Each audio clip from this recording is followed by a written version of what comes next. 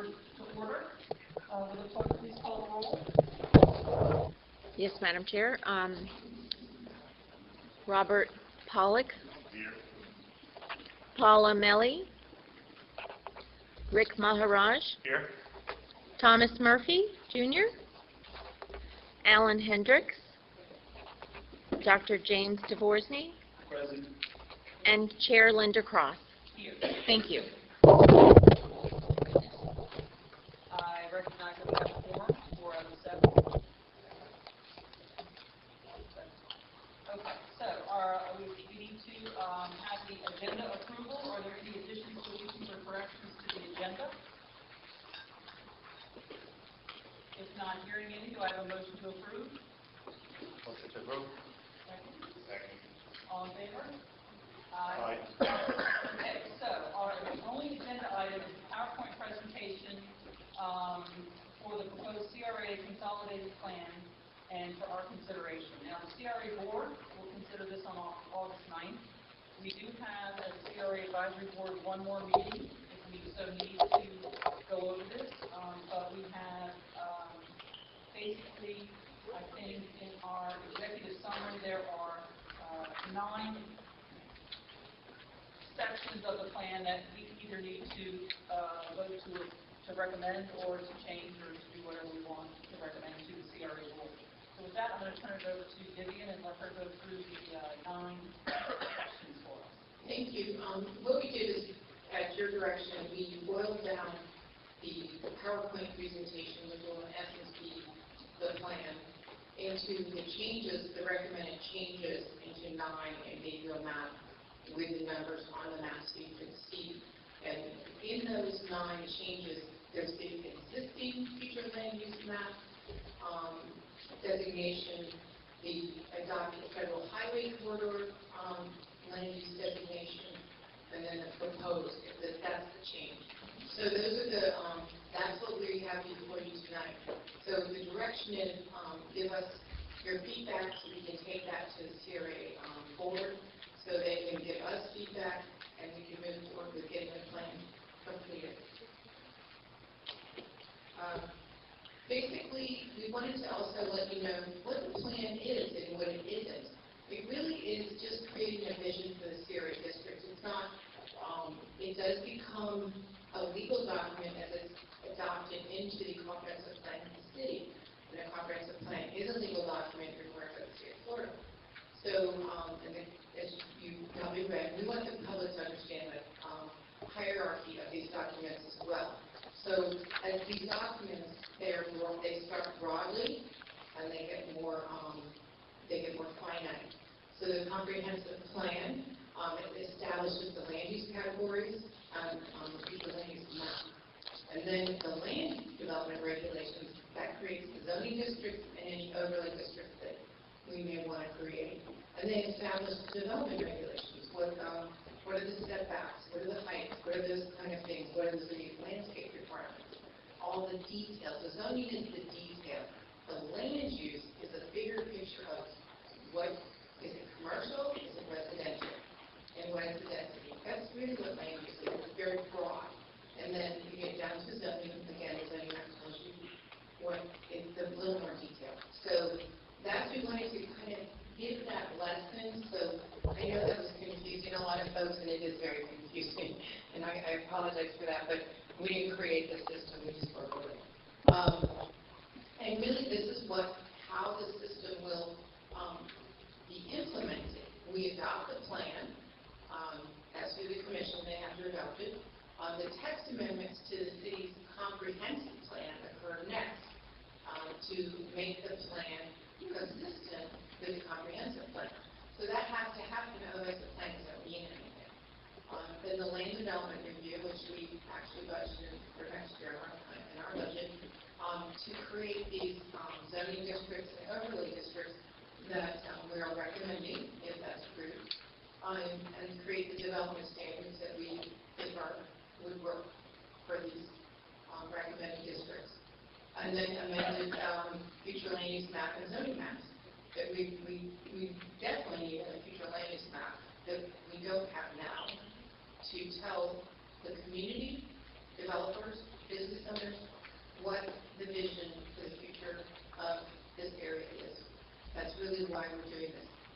not, this started 2 years ago, to give a little history to the public as well.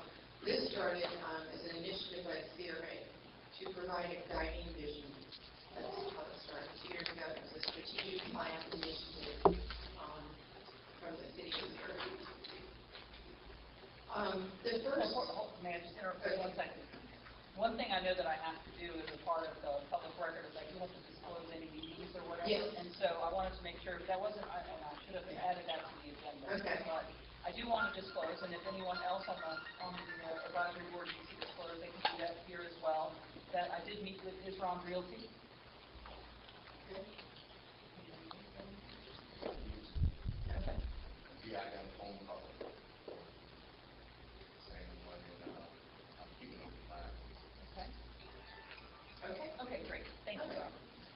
The first recommended change is at Fulbright Road and Federal, and currently in the future land use, 3 corners, or two of the corners, south corners, are local retail commercial under the future land use map, and that's capped at 45 feet. There are on the south end, the 2 corners, you can see on the west and the east. Let's see this corner really. Right here are local retail commercial on the existing future land use map. The established federal highway corridor plan allows mixed-use medium, which is 40 units the acre and 75 feet high, and Los Ventanas, which is here, and that's what that's built to right here.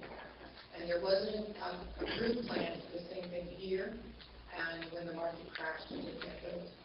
So the idea in the Federal Highway Corridor Plan was that this would be an intensive development node due to the access to I-95, the easy access to I-95, and then also the quick access to downtown. So it was just another area to put some density because we have a very small area of downtown. It's not nearly as large as like downtown Delray, that is very spread out. Ours is not. So where you put it, you have to look at some of the areas, and you don't want to put it, you don't want to say, okay, let's put it right here. No, that doesn't make sense. So you try to have to put it where there's transit, where there's access to I-95 and things like that. So what we did is we said, okay, all we did was just took these 4 corners and upped the development recommended, upping the density and height a little bit than what the Federal Highway Corridor Plan recommended. So this is, I know this is the most controversial one, that's why I put it number 1, hey, let's get over it. And then everything after that is easy. So, again, from the planning strategy and directly out of the Federal Highway Corridor Plan, it really simply is, this is the right out of the plan. This is right out of the plan. This was what was approved. So this was always intended to be this. And then when you go down here, it drops to 45 feet high. So this, and the hatched area is magnet. So this is nothing more than giving a little uptick to what was already there. So no intent of anything other than that. And we're actually recommending some of that in the downtown core as well, near the train station. So we're just looking, where would you put a little more height and density to accommodate growth? So that was staff's planning recommendation. Now, one of the existing, this would, I mean, essentially 3 corners, or really 4 corners are really already primarily developed. Yes, but this corner was a shopping center, Right. and they wanted to develop it to this type of development here, mixed use. But they didn't. But they did, and it doesn't mean in 10 years they wouldn't want to do that. Right. So that's what I'm saying is, as everybody's watching retail in the marketplace, if anybody's paying attention, there's huge changes coming to it.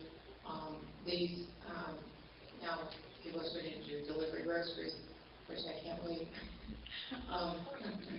So there's just big changes coming, and these folks are watching intently what happens here.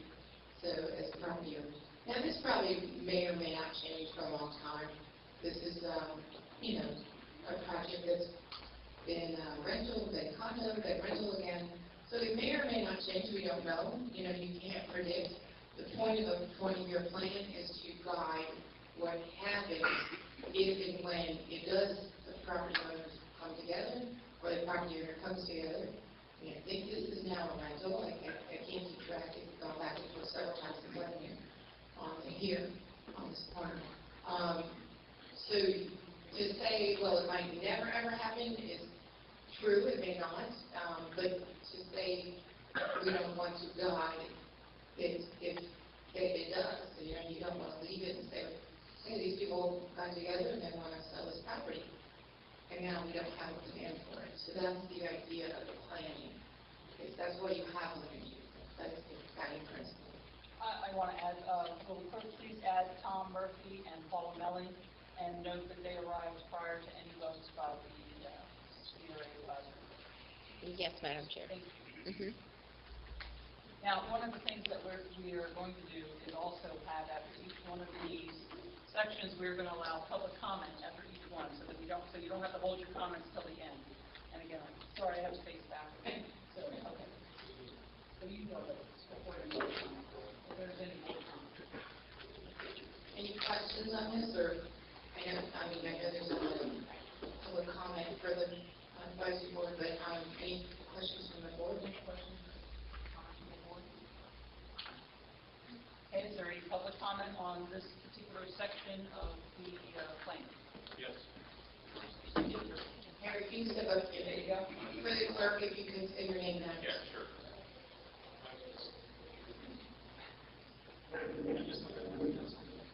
Harry Woodward, 685 Northeast 15th Place. I'm speaking tonight to represent in the Communities Association. For those of you that don't know, PETA has been around a little over 20 years. We're a community organization, a nonprofit, represent 10 communities, pretty much northeast side of Federal Highway, close to there. And there's letters been given to each of the members of the board, also to the commission last week. I spoke at the commission meeting. We had a board meeting, and that letter represents, and what I will say tonight represents the consensus of those 10 communities. There's also a letter there from the Point Air Coastal Group. Is anybody speaking from that? Okay, then let me add to that. That's the organization that represents most of the communities south of Woolray, or just a little bit north of Woolray, the condo communities. I think there's about a dozen organizations. Between the two of us, we represent legitimately 50% of the people living in the CRA. Okay? The people at Hunter's Run were contacted and asked to come over here. They were too busy. Contacted some of the people in Heart of Wayne 3 times. They were too busy. So I think the people that are affected by this are here talking to you, have been talking to you for 6 months on a legitimate basis. We're nonprofits. Nobody's paying me $100 an hour to represent them here in Spin. Thank you for having me. The thing I'd like to present here just basically is AIM is not against development, and neither is B. Okay, we've been active in the community for 20-some years. We attend every meeting of the city, the CRA, and all these workshops, and you name them, we're there, we're at the budget meetings. We are in favor of development. We are in favor of growing the tax base. All we're asking here is that there be a little bit of responsibility associated with this. These plans are done in a utopian environment. National standards, urban planning has been going on for a long, long time. But I want to remind people that, a lot of people came to this country for 200 years, got off wooden sailboats, and figured out how to build Boston, New York, Philadelphia, and a few other places. But some of this stuff can be adapted. It doesn't all have to be thrown out here right away. This plan is 140-some slides long. The collection of the 2 organizations that I'm speaking for tonight have about 3 differences with this thing. 3. This is one of them. If you look at the map, every one of those corners is fully developed. We can talk about what would have been, should have been, was in the past. Bermuda Cay isn't going anywhere. The most successful projects in the 30 years I've lived in this community is probably Sunshine Square. Is there anybody in this room that doesn't shop at Sunshine Square? I mean, that place is a success square. It's not going anywhere. The other communities lost the cause. It's a mixed-use community. It's a legitimate one. Trying to patronize that. If they they put some signs up for parking, they might do better, but half the stores are empty. The only corner we're talking about, this mixed use thing. Oh, I only have 3 minutes? Oh, I'm sorry. The only corner we're talking about is the one that hasn't been developed. That's the only thing. It's so illogical. I mean, of course it's an intersection. You can see it's an intersection. 3 of the 4 corners are developed, folks. The 75 feet that's there today is just fine. For goodness sakes, use some common sense. None of the other 3 corners got developed to 100 feet. What's so special about the southeast corner? Thank you.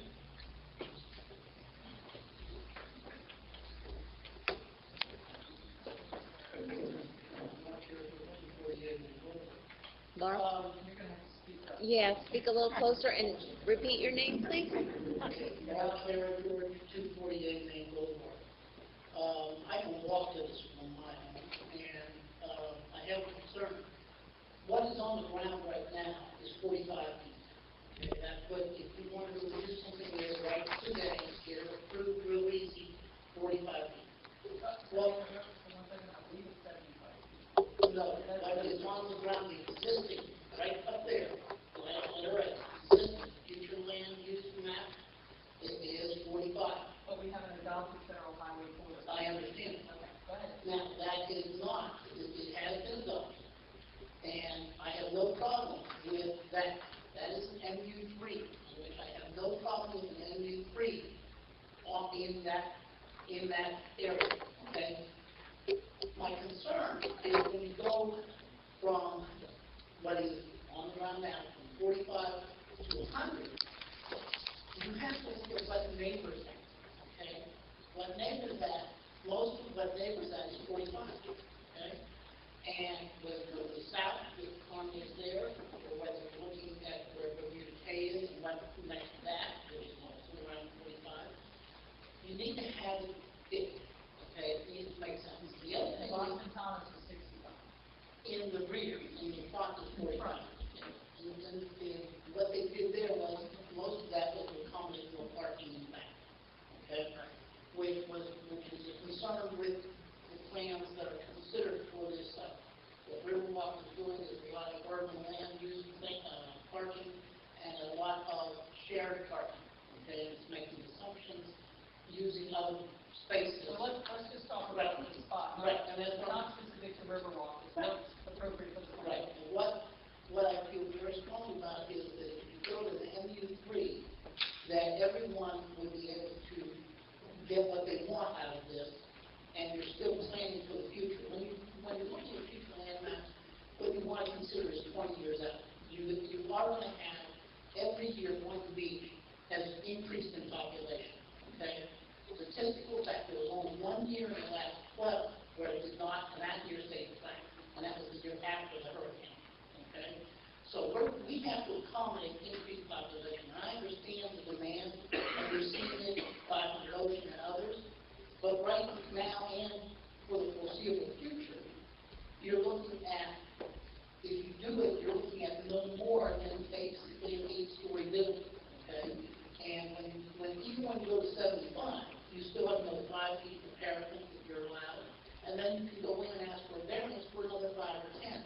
And 9 times out of 10, as long as it's aesthetically pleasing, the commission and the CRA board, which are the same people, will approve that, okay? Based on planning and development recommendations. Exactly. Now, that and everything within that gets you to basically 85 So, like I said, if you set the thing at MU3, you're still getting more space. Thank you.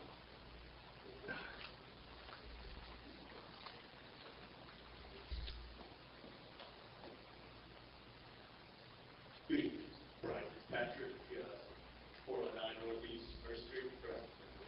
Anyhow, I just wanted to come up here. I have to give you guys a letter as a property owner. We mentioned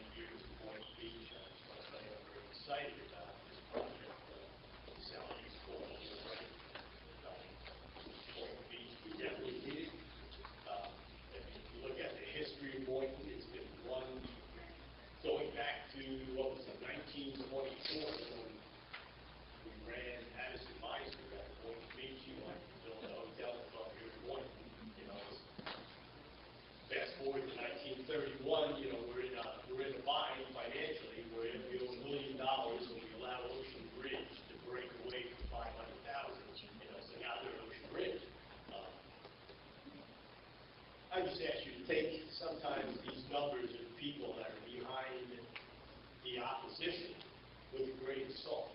You know, there may be people on the east side of the coastal that don't want to see, you know, they don't want anybody blocking your sunset. So, anyway, as a property owner, once again, we need this development. Thank you very much.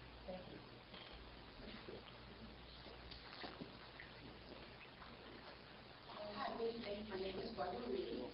I live at 229 Southwest 13th Avenue here in White Beach. Sunshine Square is my plaza. That's where I shop.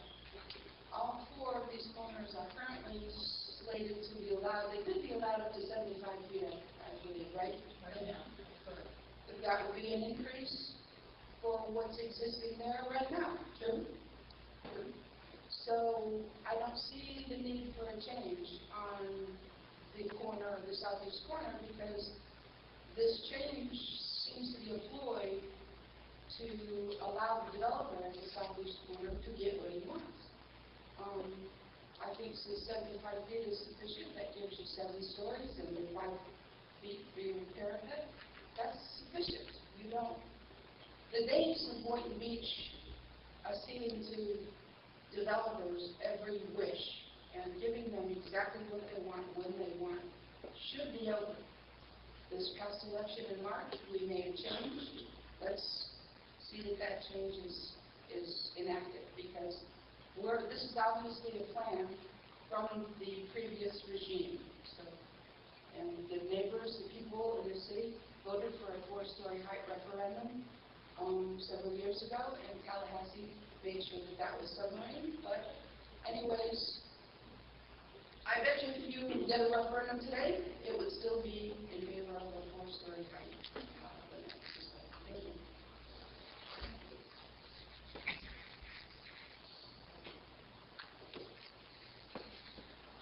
Hi, Peters in the Southwest 10 from London. I would like to reiterate what Barbara said. It seems like the public plaza, Sunshine Square, if you're going to invite people and more people to come into town, and then you're going to send them to Congress Avenue to shop and do things, we need not to have that high density. We need to have that as a shopping center like this. And if it were to get any bigger, we'll probably get 2 stories. I don't think we can make it high density. And where this Riverwalk is going to be, many, many years ago, it was a go-to place because we had Kmart and some stores in there. And believe me, that's a blessing not have to go to Congress. So what I'm trying to say is we need some retail. You're inviting people to come in, and then you're going to build all these buildings. Where are they going to go? So I'm in favor of keeping it the way it is. Thank you. I don't know if I've come up here twice. No. Technically not. Well, I forgot to say one thing. She mentioned, you know, that great shopping center on the southeast corner of Wolverine. I mean, I came back to Boynton, joined here first, you know, 9 years, came back in the early 80s, and that has been one failed shopping center after another. Kmart, Food Lion, with Dixie, you know, on and on and on. You know, it's not. We're going to say we've used up all your 3 minutes.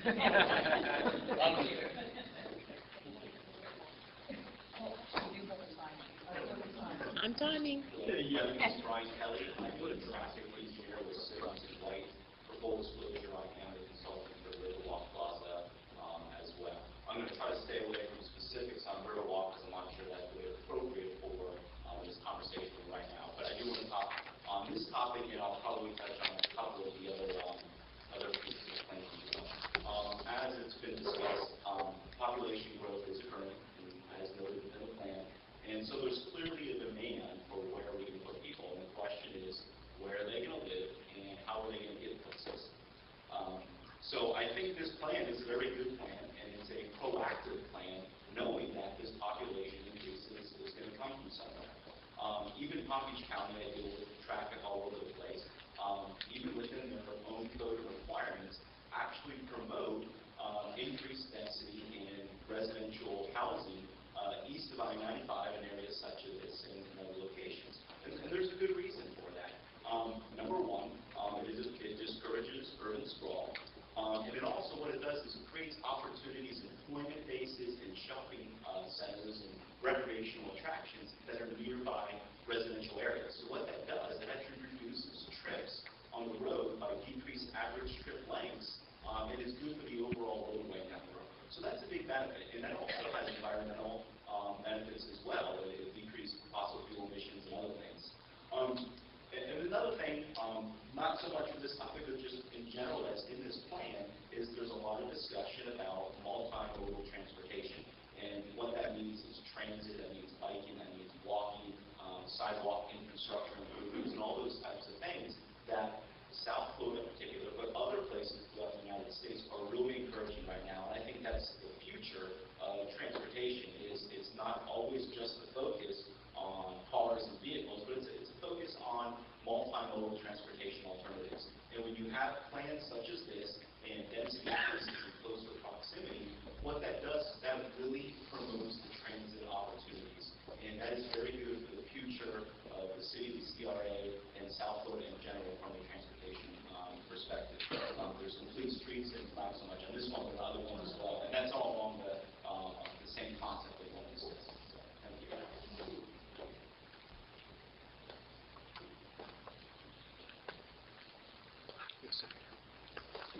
Thank you very much. Hello. I'm Michael Weiner. I'm also with the development team, but I'm a long-time Boynton Beach attorney and been involved with the development plan and the CRA for almost a quarter of a century, I have to admit. Longer than I really thought I'd have to be involved. But the city's made some great strides and efforts. And what I'd like to talk to you about tonight is quickly about the planning process itself. I mean, change is daunting. There's no doubt about it. It would be nice if we could just be status quo. But unfortunately, change confronts us, and we have to look at it. We have to look at it for the 70,000 people that are part of this city. Status quo is not necessarily good planning. But what you really have to look at is you're advising the Community Redevelopment Agency. Redevelopment Agency. And there's a state statute on it. I mean, that's how this all gets started.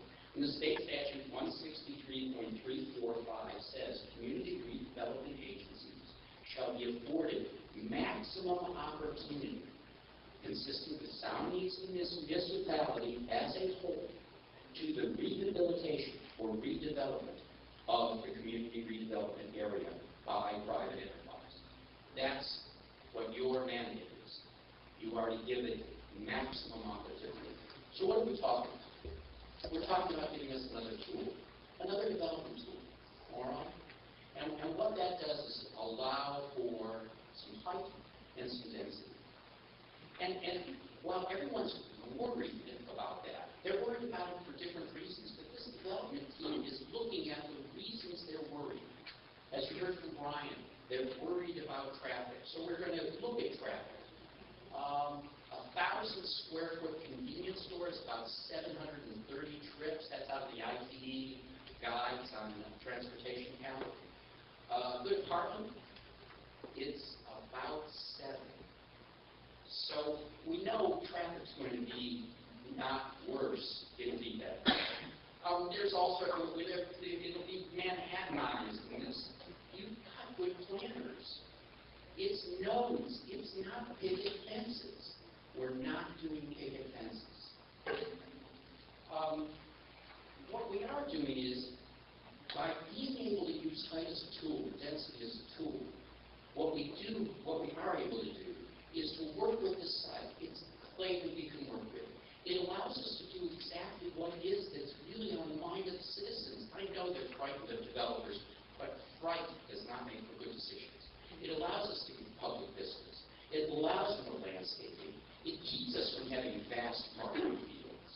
It does precisely what we wanted to do. Pedestrian field, enough people to finally come back to their associates who will shop with us on Thomas. You know, that's really what we're looking for. I appreciate your time, and I appreciate what you do. The rest of the development team is here if there's any questions, and thank you again for your consideration. Thank you very much.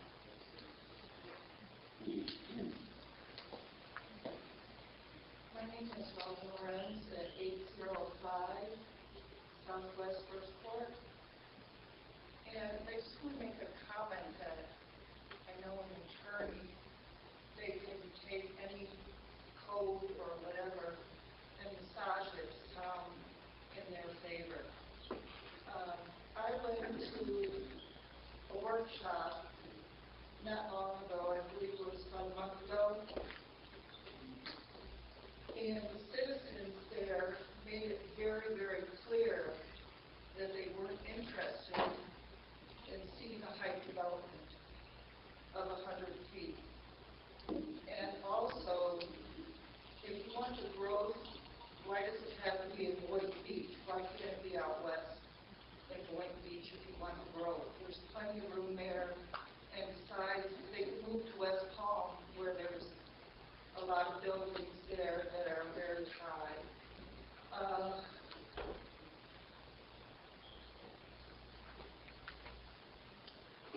Also, the attorney made a comment about the planning. It was good planning in Wood Beach.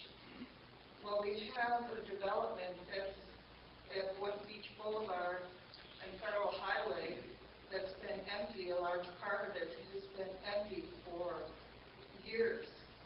So I don't see that as good planning. And I think you need to look further at this situation. Thank you.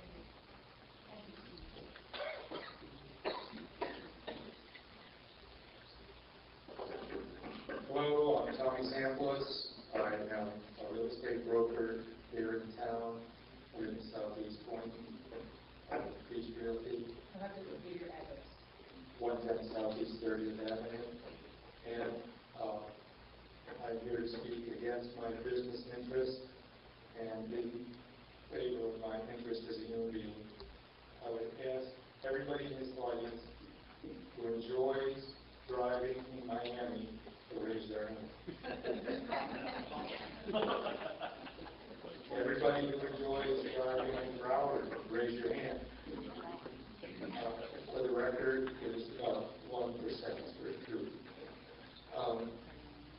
4 floors is plenty of vertical space for development. I lived in Boca for a while and moved to Boynton to get away from traffic and craziness. I would like to see Boynton stay a little bit more safe. Thank you. Thank you.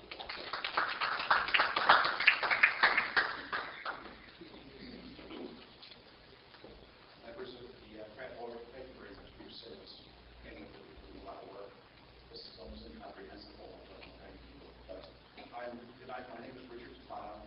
I reside at at 205 North Highland Boulevard in Boynton Beach.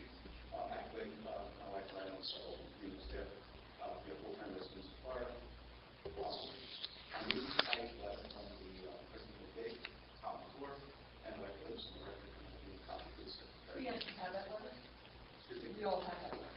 Yes. Okay, great. So you can use your time for something. Thank you very much. Public. Sure. I would urge this meeting, when it considers any very dense concentration of development or land use plans, to demand that the people recommended tell you, are we really going to have net increase in tax revenues? Are we going to be able to fund all of the services, the police, the fire, the water, sewer, all of the services that Boynton Beach needs to provide to all of the not only the people who might live in the development as it's being presented now, but as the land use plan will allow. The 100-foot and density requirements for this crazy mill would allow almost 600 apartments in this area, not only on the site, on all the sites in the mill.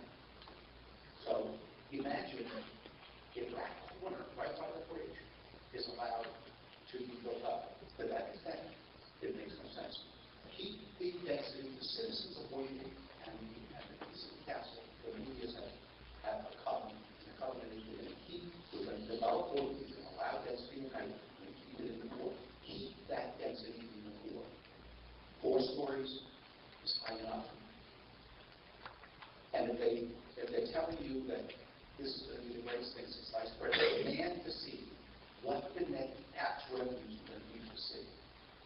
can't tell you what it is, it's complex analysis.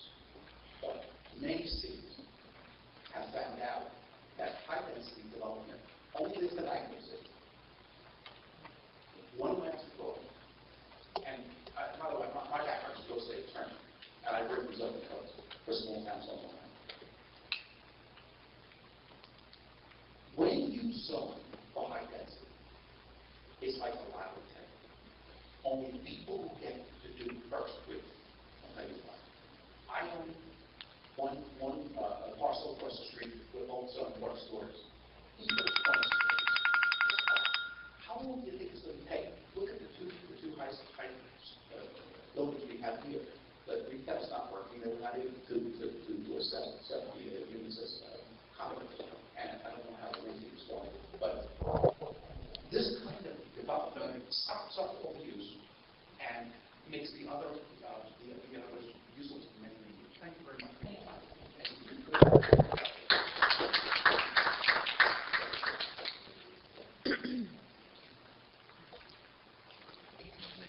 Good evening, Susan Oyer, 140 Southeast 27th Way. Just wanted to make a comment. I believe your name is Brian, the traffic guy. Sorry, traffic guy, not picture guy. Sorry. Okay, you mentioned that there would be less traffic traveling around and be more pedestrian, but don't forget Target, the mall, and all the movie theaters are out west of town, Congress and West. So we would still have all those traffic trips going out there, and that's all the way across our city, just because there's not going to be movie theaters down here, there's not going to be Target down here, and there's not going to be a mall down here. So that's great to say that people will walk and pedestrianize and go up and down the street.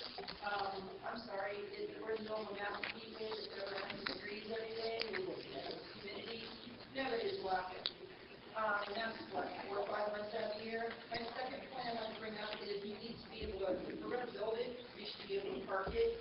So don't be building stuff that you don't have parking for. So if you want to build that huge building, then you better have the first half of it all be parking, because, that's what we should be doing. Don't build stuff that you don't have adequate parking for, which is what's going to come up next. Boynton is a family-friendly place.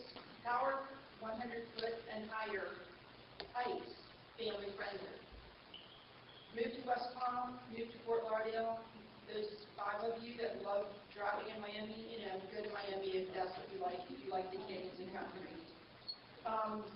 Barb brought up before, is city ordinance number 82-1. It was voted on by the citizens back in late February, early March of 82. The citizens voted. We voted for 45-foot maximum heights. It is regularly being ignored, it's not being enforced, yet that is what the citizens voted for at the end of the day. You are our representatives. When are we going to listen to the people who live here, shop here, and vote here? We, again, overwhelmingly voted, mass percent difference, when we voted to have a 45-foot height limit. We're looking to the future. I'm not anti-growth. I am all for it. I own business properties. I would love to see 4-story buildings. I think it would fit in. It would look appropriate compared to the 1 and 2 stories that we already have now. Nothing overwhelming, aesthetically pleasing, which is something nobody's really talking about, the aesthetics of this. But do we really need a 10-story building? Are we really anticipating that much growth? We just sit here and look at all this retail sitting here empty. Look at our mall and how empty it is. Don't tell me we need all the store space. Yes, I know we do need places for people to live, but at the end of the day, are we really expecting that many people, and there's the whole rest of the county too, to take all people moving in? They're all not just sitting here like, oh, I've got to have one beach. No, there's going to be people who want to move near family and friends in other cities. We are not absorbing 100% of the people moving to Palm Beach County. Keep that in mind. And again, I would 1.5 times the 45 feet, which matches out at 67 feet, which would be aesthetically pleasing and still keep you under the 75 foot that you already have. But, let's look at the aesthetics of this. Thank you for your time.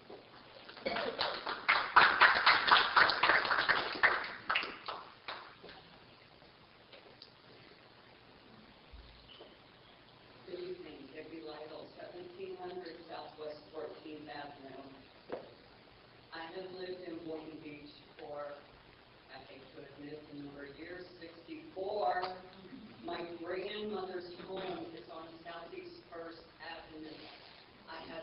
in Boynton, I have seen Boynton. I've seen it in good times and bad times. This is not a good idea for 100 feet. I feel like it's incompatible for the area. It's overdevelopment. It provides no additional green space. It impacts the roads severely. If you shop and drive in that area, it's already a nightmare. Add the seasonal people, more problems. Housing will create fewer jobs than a commercial area will. Rental housing is not needed in Boynton. We have plenty of rentals. If you want to do something great for Boynton, if you really cared about us, you would build high-end condos or something that would bring us some real tax dollars and value to our city. It is not in an area that is accessible to the Olive Board, Florida, which is downtown Boynton Beach. It's not walkable, user-friendly area to overdevelop. I think we're arguing over 3 stories or something like that. I think you should use good sense and be neighborhood friendly and consider the residents of Boynton, not the developers. They're going to take the money and leave town.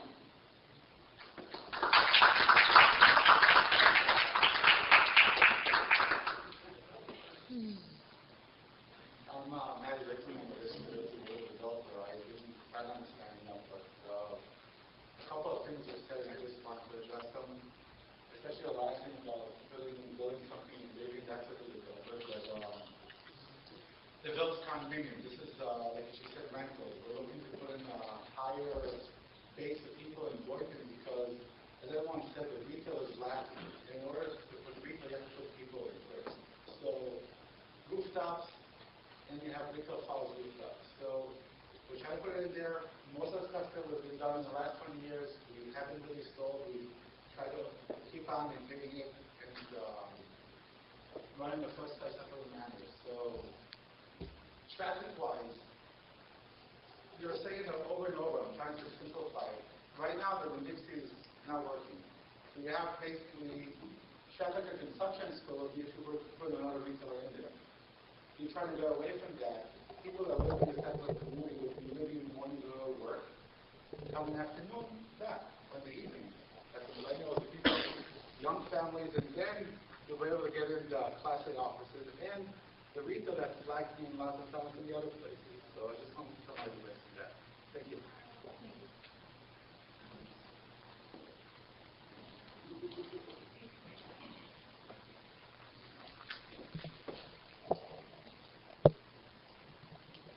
Might be the last one.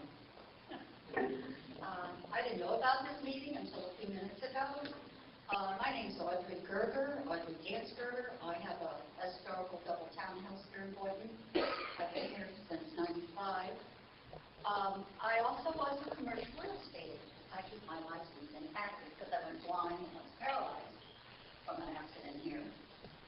But I do try to keep up with commercial. I want to go over here a little bit. We have to think 100 feet is way too high. I'm sorry. You have to widen all of Woolbright with the traffic now and the amount of traffic that we get. That means that's going to slow down all the area for people going back and forth to the stores. You're going to have to widen Federal Highway. That's also going to tie up traffic. Now, what about the hurricanes? The people coming over the bridge are going to either block and stop, and then you're going to have trouble going out. Now, we're talking about now making the height even higher. That means the population is going to be even greater. You're talking about nightmare situations.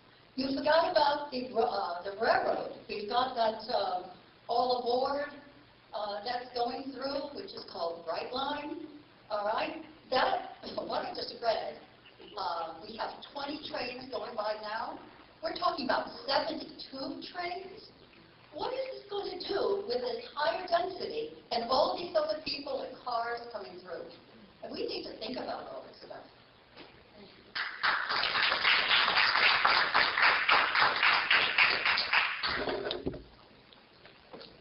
Is there anyone else? One more.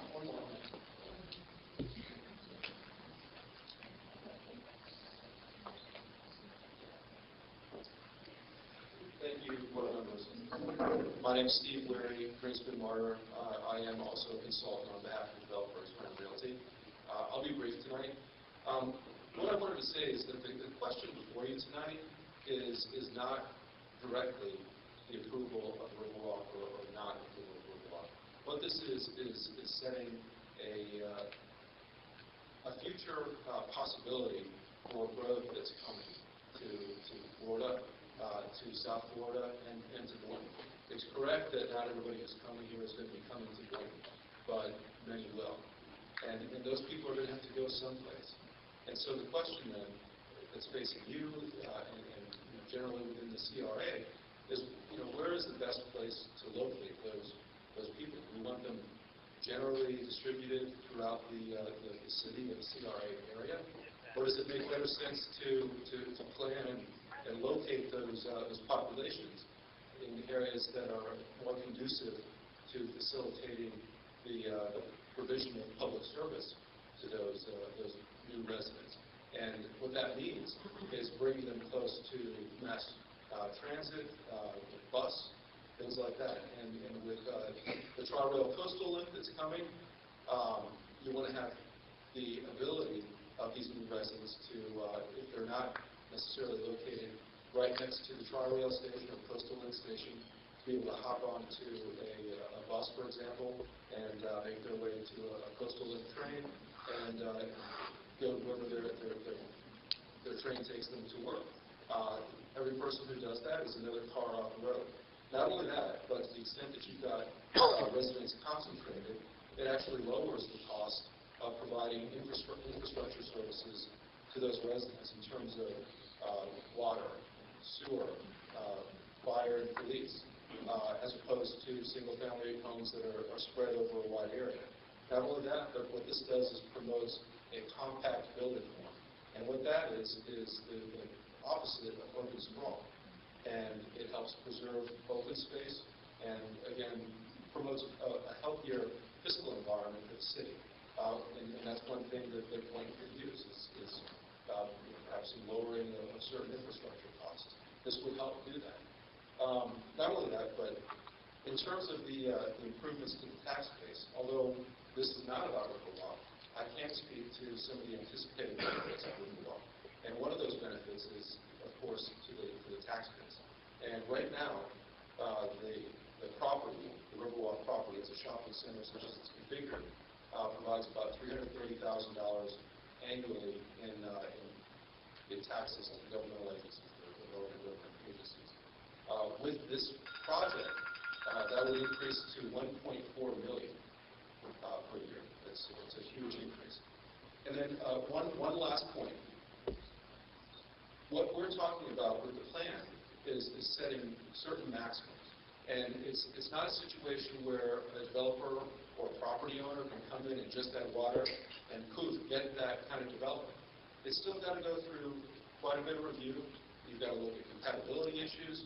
You've got to look at implementation of the city's land development regulations to make sure that whatever height and density is provided is done in a manner that's consistent with the compatibility of adjacent areas.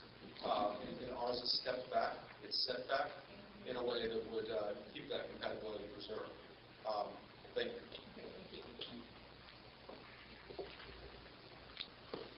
Anyone else?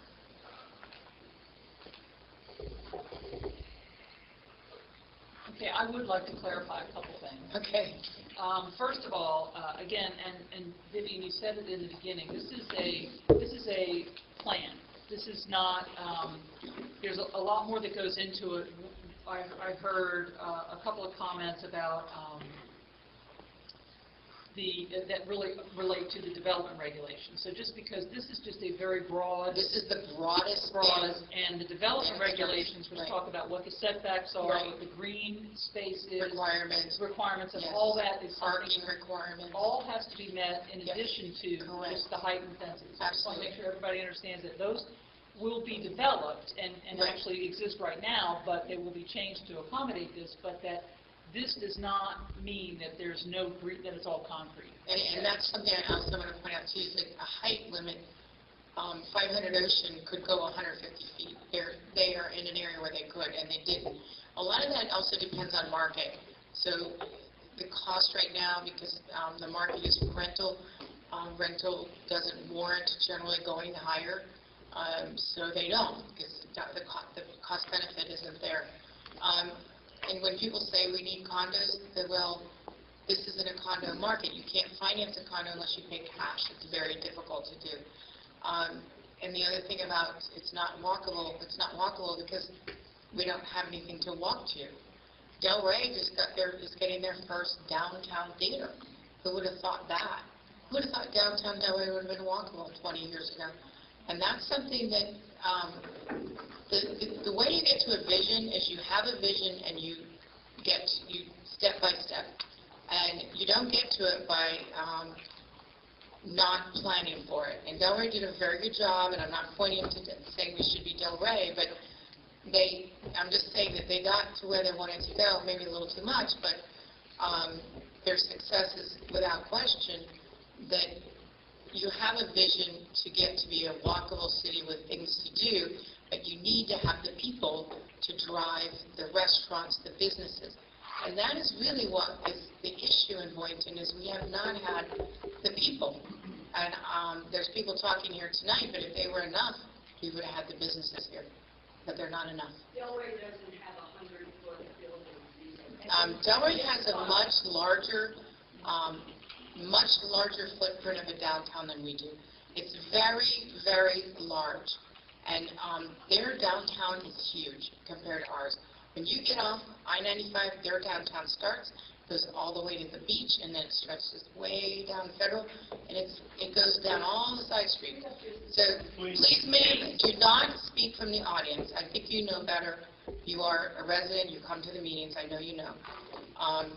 So I think it's just we have to think, again, we can put our heads and say it's never going to grow, the city's not going to grow, and we can choose not to grow and say, no, we're not going to grow, we're never going to grow, we're just going to stay the way we are. As planners, we are tasked with a job under Florida state statute, and the CRA is targeted, we have to plan for growth, and the CRA is charged with getting rid of blight.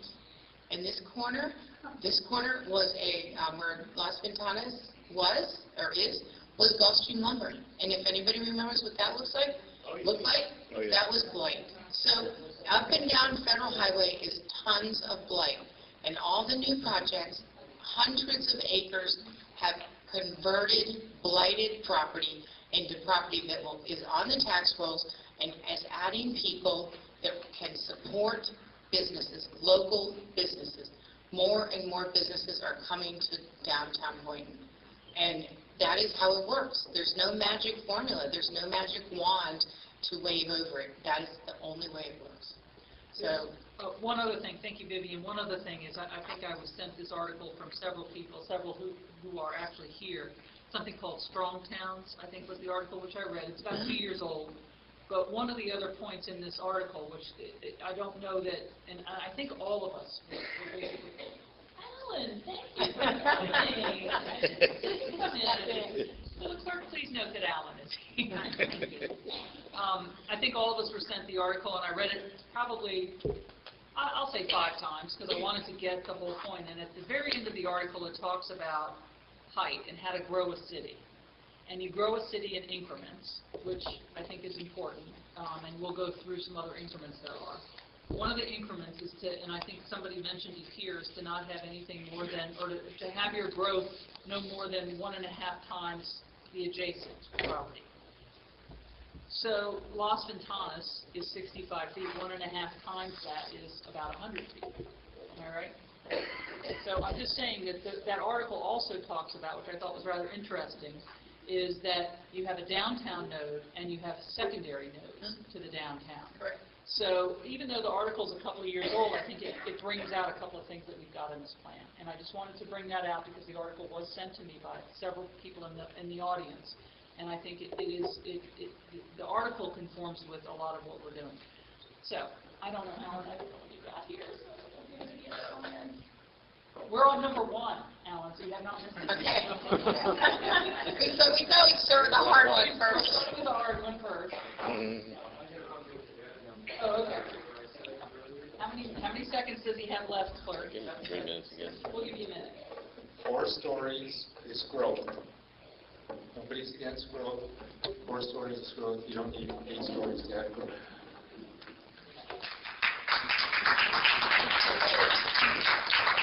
Now, I'd like to hear, after the public comment, I'd like to hear some comments from the advisory board. Or questions. Questions? You know, I can kick it off and I'll Sure, turn around. great. Yeah. Thank you. But you got to speak into the microphone so the clerk can record you. Can I hold it? Yes, you can. Is it on? Test. So, thank you everyone for coming out here. I really, really appreciate it. For those of you that do not know me, I'm Rick Maharaj. I'm the newest member of the advisory board, probably about 2 weeks in. And for the folks that sent out the emails, you know, the past couple of weeks at 1:30 in the morning, thank you for keeping me up. But I thoroughly enjoyed it. It makes sense. I get it.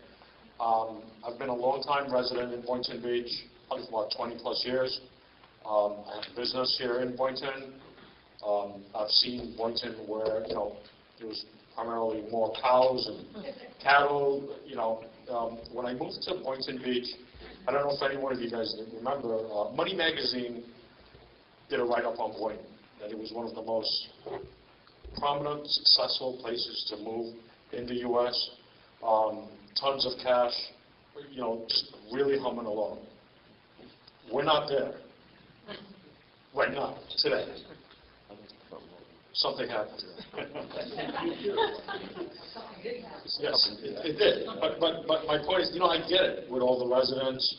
You know, there's got to be a medium balancing act where the residents are happy, the developers, and I'm not picking sides here. I'm just trying to be as neutral. You know, thank you, you know, guys for coming out here. I mean, you know, we should be fortunate that they have some sort of interest in our town.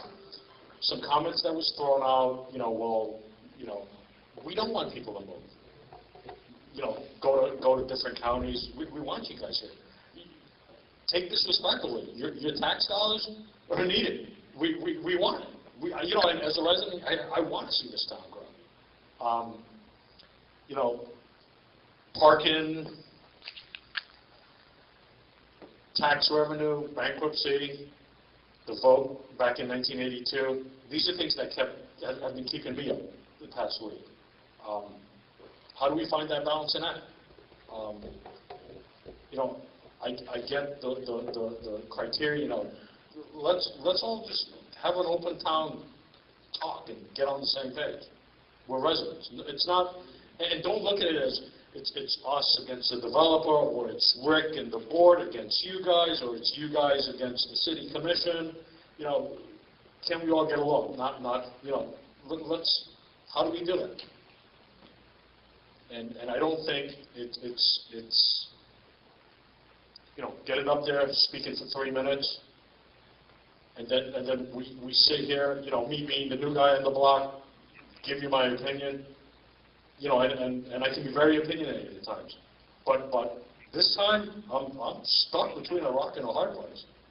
And I don't want to say yes, I don't want to say no. At the end of the day, just like every one of you guys, I want to do what's best for Boynton. That's my 2 cents for now.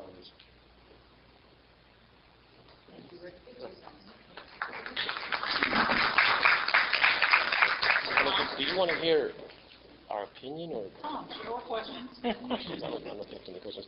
I've lived in the city since 1999, worked here since 1990. I've been around a long time. I've seen a lot of the development.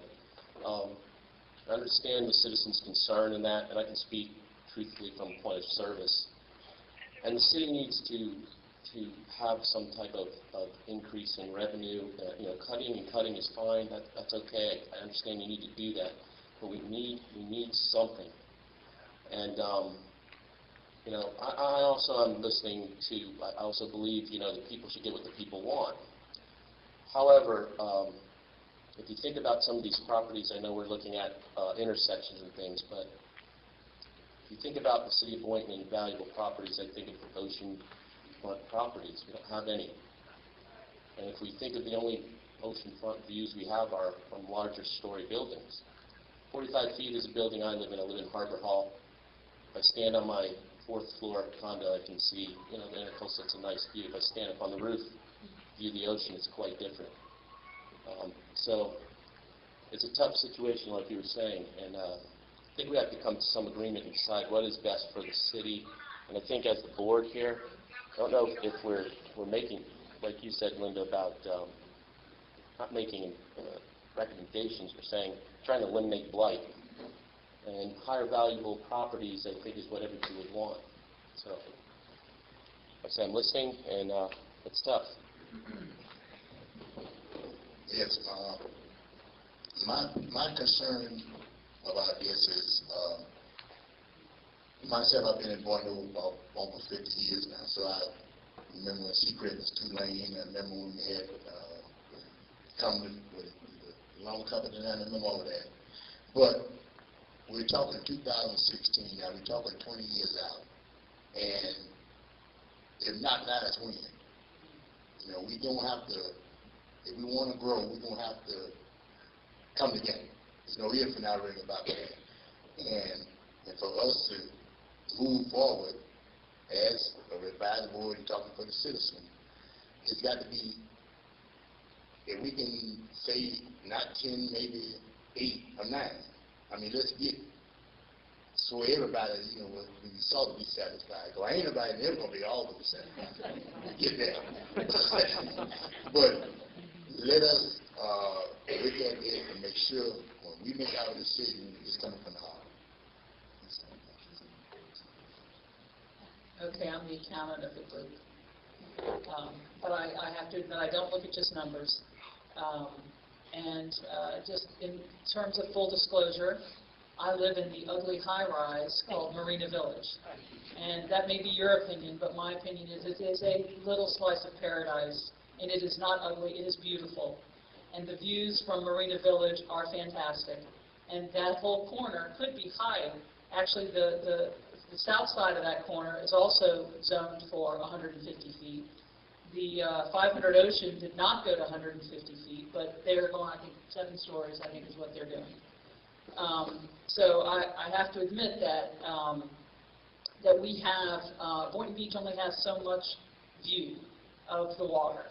And to support business in Boynton, to support our local businesses, and to support our small businesses, not Target. Target can support themselves.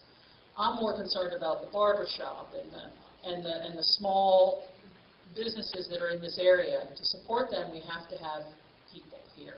And people are going to come here. And they're going to come to Boynton because they don't want to go to Fort Lauderdale. They don't want to go to Miami. I don't want to drive to Miami. I don't know who raised our hand, but it wasn't me. I don't want Boynton to be Miami either. But what I do want, and what I do have to consider, and I've heard everyone's comment, I've read those articles that you sent me, but what I do have to consider as a representative of all of the citizens in the CRA district, because that's the district that we are the CRA advisory board. We advise the CRA, and the CRA's goal is to maximize the opportunity to reduce blight in our city, in the CRA district. And I think we have to, and I agree with everything my fellow board members have said, that I do think we have to look at, I hear the concerns on traffic. Well, guess what? There's traffic studies. I hear the concerns on, shadowing and where's the sun going to come up and come down and where's the shadows going to be. I hear all that. I hear the situation with the parking. And all of that has to be considered before any development gets approved. But that's not what this plan does. What this plan does is set a maximum for this next 20 years. And what the ordinance will do is set, okay, if you want to build a 100-foot building, how many parking spaces do you have to have? And they're required to have those many parking spaces. Or else maybe they can't build 100 feet because they don't have enough parking. So that's what you have to understand. I mean, there's going to be some building going on, what I call the old Bank of America site. And you know what? I can tell you, where I live in Marina Village, parking's at a premium. And parking is going to be a big issue, but they're not going to be able to build it unless they deal with the parking issue there. And so I don't want people to worry about, well, there's not going to be enough parking if they build a 100-foot building. They have to provide for the parking. That's in the ordinances. There's not going to be any green space. They have to provide for the green space. That's in the overlays. There's going to be too much traffic. They have to consider the traffic. They have to consider the egresses and the excesses because that's in the zoning ordinances. They have to consider the public services. They have to consider whether water can get there, whether the fire department can get there, whether there's enough police in the city to handle the increase. All that has to be considered. But that is not what this does. This is the framework. And that's all it is. So so I hear everybody, and I've read the articles, and I understand where you're coming from. And I just wanted to say that I also can see from both sides. And I think the tax revenue, the gentleman talked about, I don't know if it's the net revenue. What's the net? If the tax revenues go from $330,000 to $1.4 million, is the cost going to go to $1.8 million? I think that was the point that the gentleman made, and I understand your point.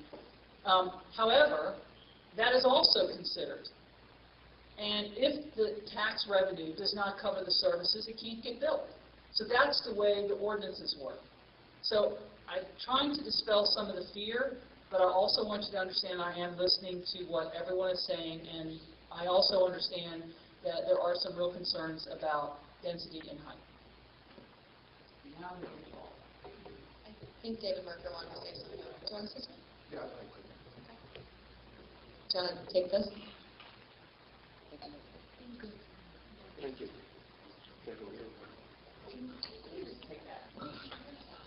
Hi, I'm David Merker. Address, please. That's my address, Southport Lane.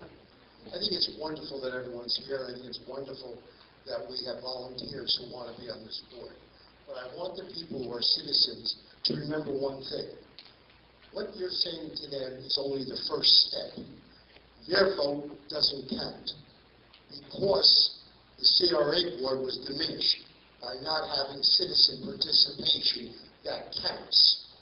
So what you say to them, remember, you also have to go to the CRA meetings and the commission meeting because that's the final vote. I thank you for volunteering and participating and putting in the extra time that you are. But you must follow up because this vote is not a vote. It's advisory, just as you're giving advisory today.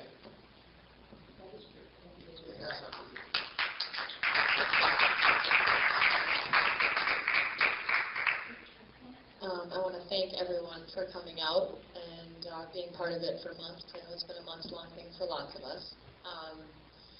There's a lot of emotion, a lot of factual information, a lot of detail from every angle, and we're all reconciling that, and I think that you can tell from the people that have spoken previously, you really do care.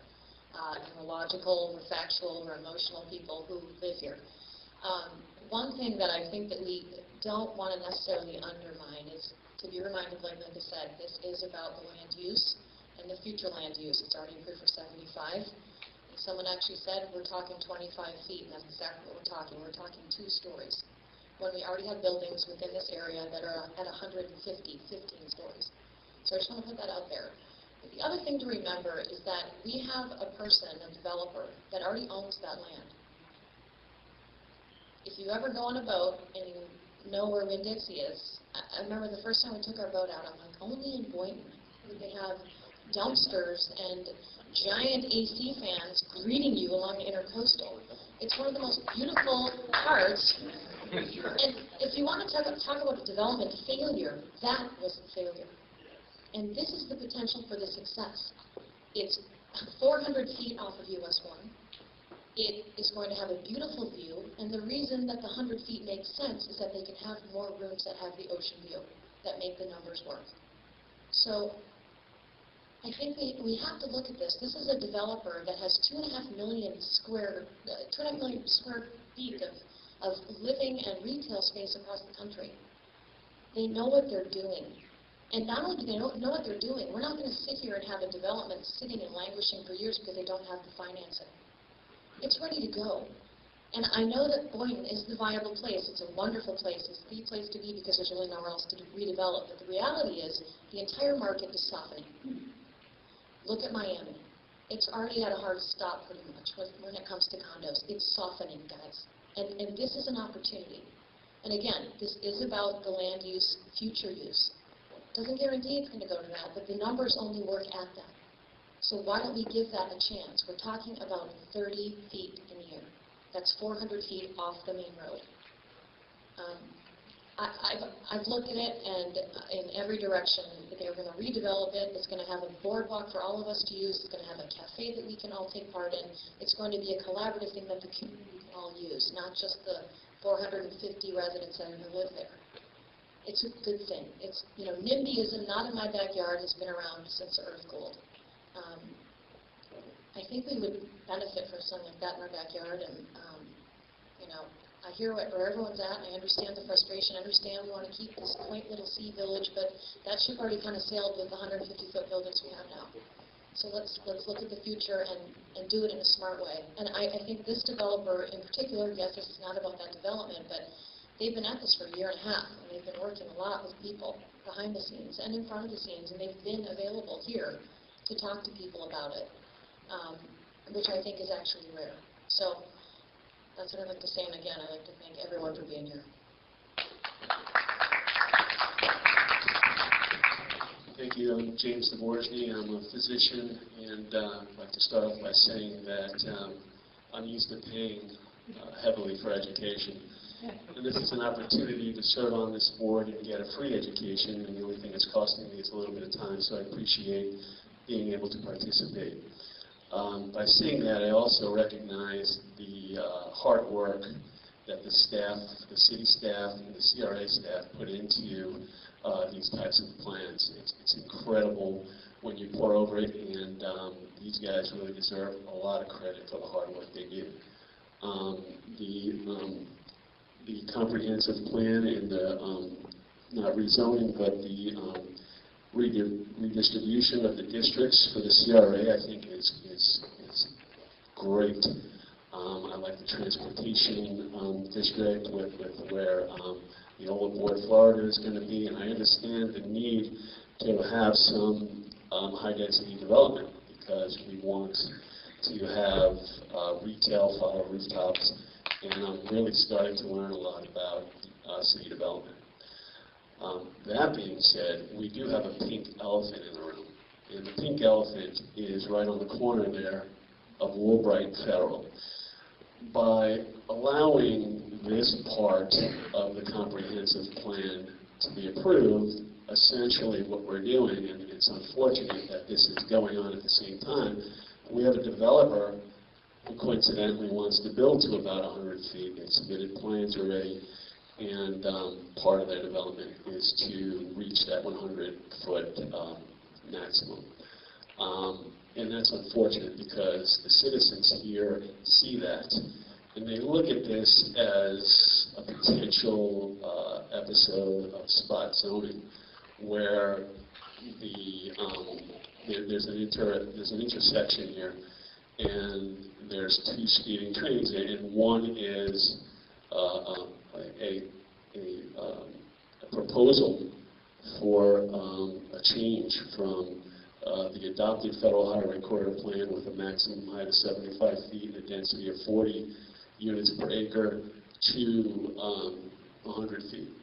At the same time that we have a developer knocking on the door. So, for the sake of transparency, I think that it wouldn't be such a bad thing if we did our due diligence on this. I think that by allowing this change to go through, that we are bypassing a lot of due diligence process. And my feeling is that we already have a proposed or adopted federal plan of 75 feet. We look at that, we see how that fits the developer's plans, and I understand the developers have some big obstacles here. They have a Walgreens that they have on that property that's going to stay. I believe a Wendy's, a bank, and also the restaurant.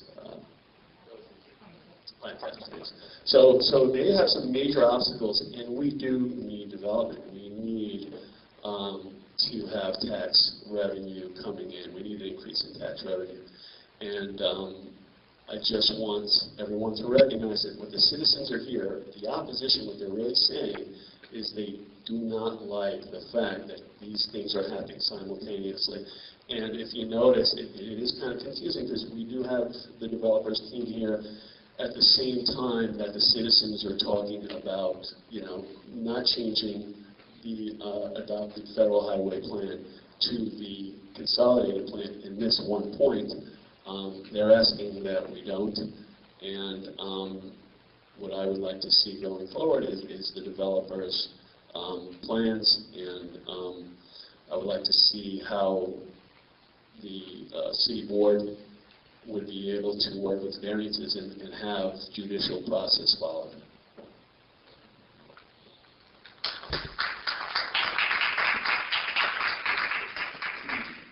Hi, everyone. I'm excited. I am excited. Well, because we're having a conversation about where we're going to take this eastern part of our city in the very near future. I ask us to take a drive down Federal from North Palm Beach all the way to Boca, and then figure out what you like. And I'll tell you what you don't like. You don't like Lake Park. You don't like Riviera. You don't like downtown, well, you know, north of downtown West Palm Beach. It's a mess. It'll make you grateful for the problems that we have. It really does, because I'm so used to looking at Delray, and I'm so used to looking at Boca. So thank goodness that we've got people who are interested in developing our city. I think we can all agree that we would like to see the federal corridor, the Boynton Beach corridor, upgraded, if you will. I was just talking to a developer tonight at a meeting I was at previous, and we're near the end of that development cycle. You know, it comes in cycles. It'll come back. But right now, we're still primed for development. I guess the subject matter right now is Albright. Where's Vivian? Vivian, mixed use, 60 would allow them to develop what they want to develop? Currently, the adopted federal highway corridor plan is 40 DUs and 75 feet high. I get that. It's if you're asking me, would the adopted federal highway work for that plan? 60 work. You'd have less than 60 now. Yeah, there are projects under 60. Okay. The density's under 40. So we have some great decisions. I mean, these are great decisions that are in front of us. I moved here 12 years ago with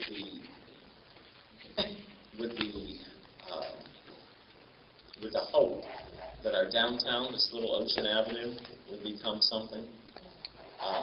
What we need to do as a city, as a CRA, is connect that Ocean Avenue with our Marina Village. You know, we all have that vision.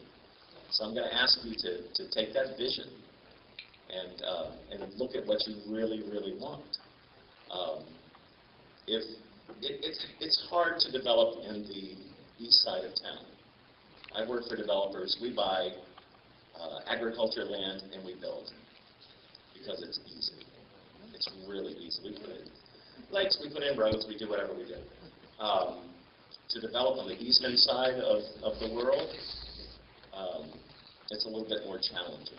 And what we have going for us is a little sliver of the beach, intercoastal, obviously. Maybe some ocean views as well. So that's really kind of, I just want us to take a big picture look. You know, what do you want Federal Highway to look like? Does it look like Delray? Does it look like Boca? Does it look like West Palm Beach? And the opportunities that we have for bringing some excitement and some vibrancy, you know, down our Point Beach corridor. I think we all have kind of the same vision, or I hope we do, that we want the eastern side of our city to be reinvigorated. And with that, I'm excited that we're actually talking about this because developers, if they can't make the numbers work, it won't work. It's not going to happen. And I think we all agree that we want kind of a refreshed eastern side of the city. So I think that's all for me. Thanks. No, I think it's just turn it off. We just keep it down.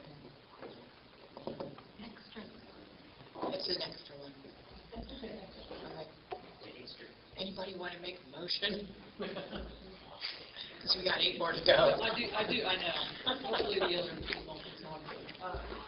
Jim, I did want to make one question based on what you had said, so I want to ask Vivian this question. If you're thinking that we keep the adopted federal highway corridor plan at 75 feet, 40, if you think that will bring in more review of a project that wants to go there, I'm thinking, I don't know that it does bring in more review. I mean, I think both whether we go to the 100 or we went to the 75, we still get the total review of the project. It goes through the same process. Goes through the same process. Thank you. Correct. Goes through the same process. So I'm just wanting to make sure that you. Yeah, this is the very top, the very 30,000 level. There's nothing in here that would allow anyone to do anything. If this proposed, idea happened, this doesn't allow anyone to do anything. This isn't even land use. This is just a plan. So understand, this isn't even land use. No, but I guess what I'm saying is, I'm saying that there's no reduction in the amount of reviews. Oh, absolutely not. As a result of that. Okay, that's what I misunderstood what you said. We're not doing any enabling here. It just simply is a plan, and then any enabling would happen through the federal highway corridor plan. All that would have to happen at the staff level after, and all that would come to P&D, and all that would go to commission for first and second reading. Okay, so we basically need to decide about a recommendation to the city, and this is again, as was explained to the public. This is just a recommendation. Yes, certainly. Just one more question, maybe. So for the adopted federal highway corridor plan with mixed-use medium density, so all of the mixed-use medium density is proposed to be mixed-use high density? Is that what's going to happen in the federal highway? No. No, this is just that corner. No, but I think we want to know why not. No, there are other mixed-use 4 areas. We'll be talking about them later. One of the questions that we got was, why aren't you showing where it's going? So that's what we're doing, and we're specifically drilling down into location, what are the height and density, and what are the land use and zoning. So that was one of the criticisms that we had, and so we tried to address that. So there is another area that we're looking at, that the mixed use 4 is a new proposed category. So that's a new one. So, but when we presented it in a tabular form. So it was it wasn't shown. It was shown, it was called out in different areas and different locations, but it wasn't, people felt like it wasn't transparent enough, so we're trying to make it very transparent and have you vote on each of those locations. So that's why it's like that. And so that letter C, everything there would have to actually be created. All of that would have to be created. Okay, do it. Vivian, Yes. or somebody, what we're looking at right here, what we're about to give our thumbs up or thumbs down is, I'm confused because I'm looking at mixed use high in one of these plans that are future land use maps. The land use is high. You're looking now, when you look at the consolidated plan here, the mixed use high is the land use, the zoning is mixed use 4. Does that make sense? Yeah, there's a big difference between zoning and land use. Right. What kind of concerned me is mixed use high is 80 DUs per acre, which is correct. 15 stories. Right. But the zoning, as you know, also is a regulator. Right. So, and this one, the zoning is mixed use 4. So we would lay mixed use 4 over this intersections for properties. Okay, you were bugging me out a little bit because all of a sudden I saw 15 stories. Yeah, no. We would not want that there. Yeah. You regulate that with zoning. Because under even mixed use low, we have 3 categories there, because right now, under the adopted federal highway corridor, we have mixed use medium, and we have 3. So that's, then you regulate it through that, the actual height and height through that, and density. So, and I know it's a little confusing again. So if people go, oh, you're going to do 150 all through the corridor, there's no way. That it would kill the market. It would overwhelm the market. It doesn't even make sense. There's not enough depth to do it. It doesn't make any planning sense at all. So here you have depth. In these corners you have depth. The rest of the corridor, there's very few areas where you have depth without major assemblage happening. Okay, is there any more discussion? Do I have a motion? And I think we have one of 2 things. Either the motion is to recommend to the CRA board, and so I'm going to ask for a motion, either a motion to not recommend the consolidated plan, density 60, height 100, or a motion, if you want to word it a different way, to word it that way, to adopt the consolidated plan. So I need one or two, a motion to go in one or the other direction. Either adopt the consolidated plan suggestion or not. Anyone else can do it? Who else can do it? Yeah. If we adopt the plan, we're saying that it's at density 6, just to be clear.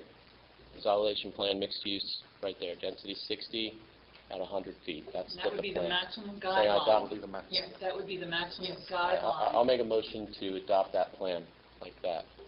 Yeah, second. Okay, I think I should have the clerk call the roll.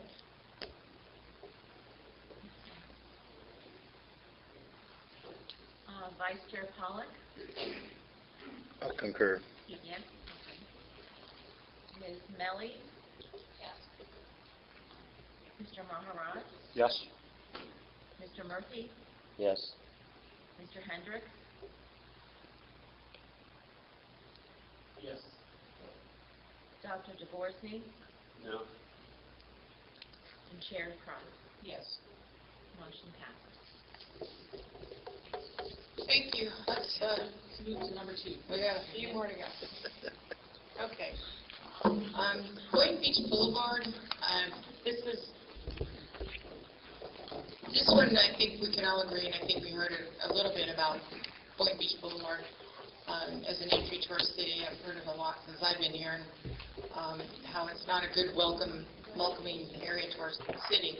heard a lot from the neighborhoods as well, the single-family residents. The existing future land use classification is local retail commercial, but only a half block deep for the most part. What we're proposing is to look at the depth, because that's why you don't have any real successful commercial there. It's not deep enough. And unfortunately, the houses behind it, in many cases, when this happened, there was no requirement for a buffer between the commercial and the houses like there is today in the code. So those houses have suffered value-wise. Unfortunately, the neighborhood has suffered having to live with that.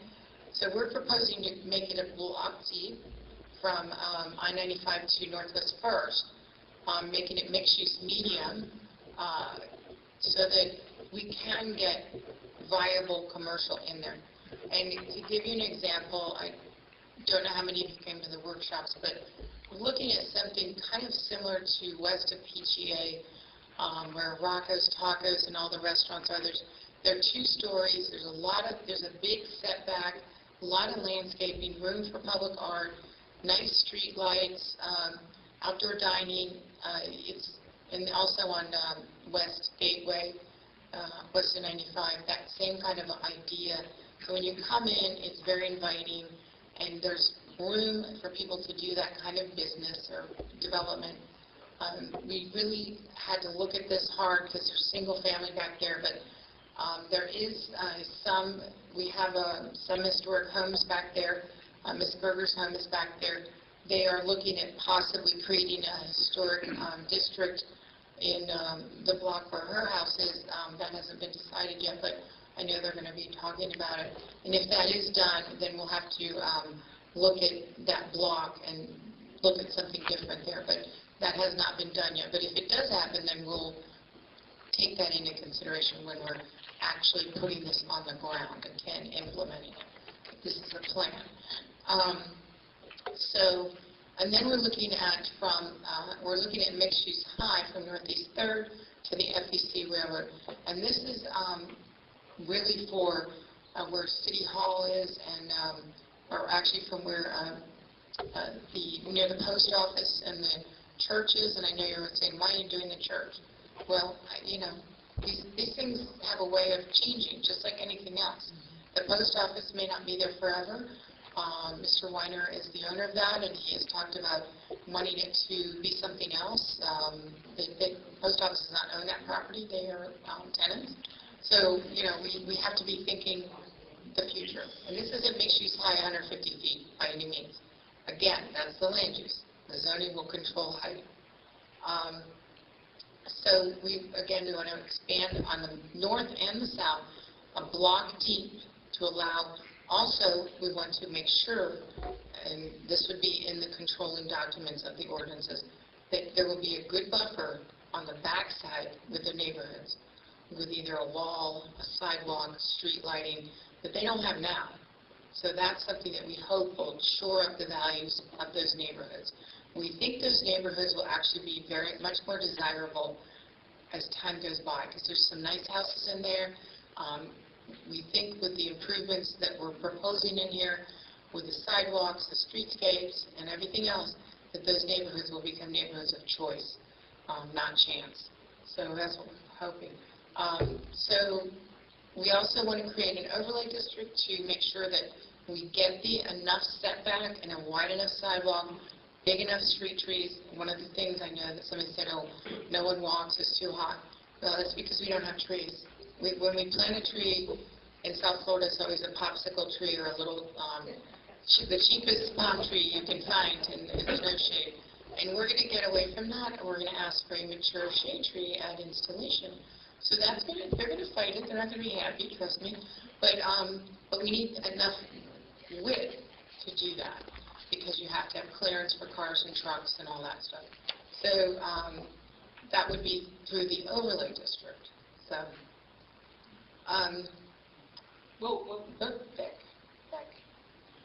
So this is the second decision you have to make, is changing number 2 at the bottom. I wish it was a little bit bigger, but it's on your map. We gave you big maps so you can see it. That's the changing the existing future land use from local retail commercial to the mixed-use low from I-95 to Northwest 1st, mixed-use medium from Northwest 1st to Northeast 3rd, and mixed-use high from Northeast 3rd to the FEC. So in other words, when you get off I-95, the density and the height is low as 45, then it's 65, then it goes to 100. Right at the station is right at FEC and Boynton. The station runs Boynton Beach to Ocean. FEC has a funny little shaped property there. You might have seen they've got some real ugly equipment there right now. And so that's their property, and that's where the station will be. So that's the density and height we're starting to propose on either side of that station. So we're actually now proposing a change. But, I'm sorry. Yeah, you're right. Right. So but we are, as you get off 95, we're proposing, just so you know, 45, going higher until you get, and part of this is part of Town Square as well. This is part of the implementation of the Town Square plan when you get to Seacrest, where City Hall is right now, because they just discussed that at strategic budget and strategic planning. So this is also to help implement that project and make that happen. And that is also extremely exciting. Is there a reason that those heights aren't specified here, though? Amanda, can you? Maybe we should just add that. It's land use and, let's see, I think you didn't put that in. Just give me an idea. So, okay. Mixed use low is 45. That would be 45. So, and again, when we're talking about height, that is controlled under our zoning, which isn't proposed everywhere, so we're looking at our maximum. So mixed use low, which is proposed to third? Third. Up to third. No, first. I'm sorry, first. It's proposed at mixed use low land use, and it has a maximum height of 45 feet under the zonings that would be under it. So there will be one at 35 and one at 45. Then moving east, you have mixed use medium, which has a maximum height of 75, but again, under that you have zoning districts that will cap it beneath it. So the maximum would be 25. Up until the train station area, but that's going to be the next item we go over. And the reason it's mixed use low there is because there's a single family behind it, and north and south of it. So we're trying to be, conscious of that. And historic, some of it historic.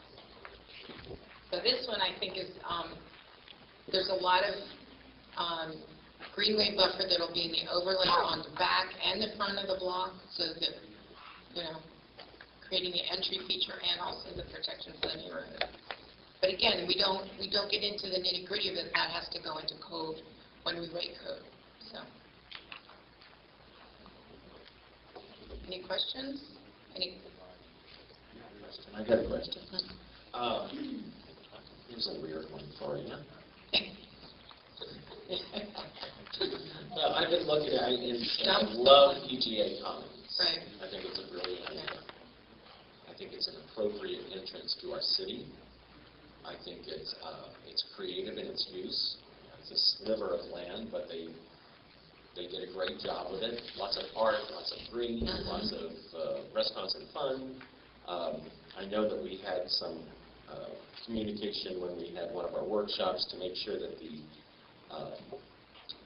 people who live on the other side of the wall can easily access that, which I think we do. I mean, there's roads. Yeah, we just need to make sure we have sidewalks. And sidewalks would be great. They would be awesome. But here's a weird one for you.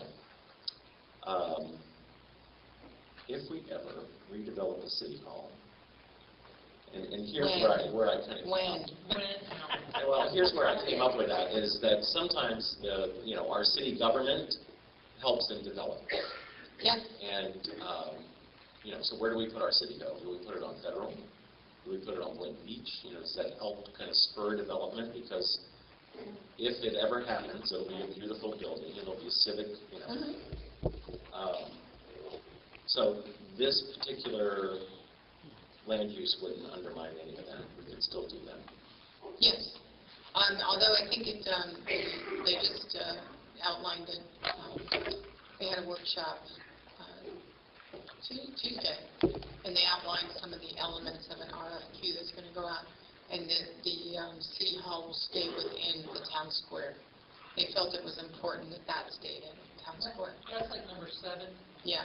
So, that's really not in this scope, because that's really more, that's not really in this scope, but they really felt it was important that it stayed in this area as a civic use. Yeah, I get that. Plus, it's land we own, and it's free. Sorry, we don't have to buy it. Right, but this zoning, this land use, excuse me, would not prohibit that if we decided to change our mind. No, not at all. No. And it wouldn't change, again, it wouldn't change until there was a project, because that's how Boynton does it. Boynton doesn't put this on the ground, and you know this, Alan, that it doesn't happen until there's a land use application, site plan, zoning application. All that happens concurrently, so that really wouldn't happen. So these colors wouldn't change on the maps until a project came in, and that's why people think we do spot zoning, which is not spot zoning. It's just that that's how Boynton does it, and it confused me too for a long time, but it's just that's how they do it, and because they go off of an adopted plan, and then it has to be consistent with that plan, though.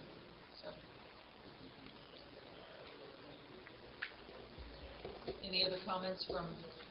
I just want to add one thing. The Town Square project is talked about in the cultural district in the first presentation you guys got last time. Yeah. So we have thought about it. It will most likely not be on Boynton Beach Boulevard. It would be one block in the middle of our cultural district. So we have thought about it. It'll be probably moving south a block or so within the Town Square. Details to come. I guess I can. Does anybody else want to say anything before we have public comment? Okay, any public comment? Mark Gerber, 248 on Boulevard. I'm going to be very blunt.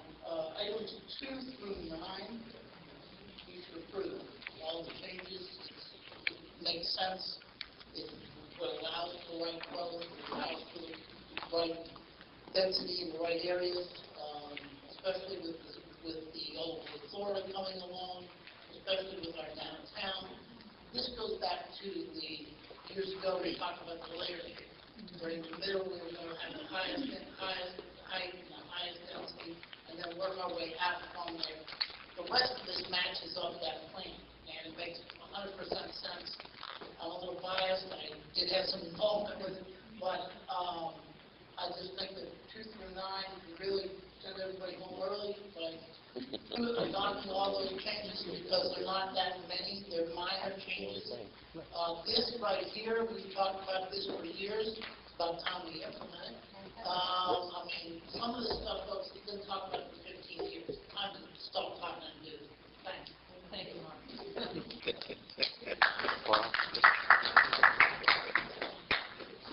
Eric Warren, 685 Northeast 15th Place. Again, I would concur with pretty much what Mark said, as we said in our letter to everybody. Our only concern originally in this whole thing that was, you guys already voted on, we grossly violated the promise that was made to the citizens about maintaining the cake. The rest of this makes a lot of sense. It's all tiered down. It's totally rational. It's logical. There's a couple of studies out there. I guess when we get into it, we can talk maybe about the diversity of heights and building types on East Ocean, but the rest of this stuff I think is pretty rational, makes a lot of sense, and at our board meeting, there's overwhelming approval for, like I said, everything but a few items. Thanks.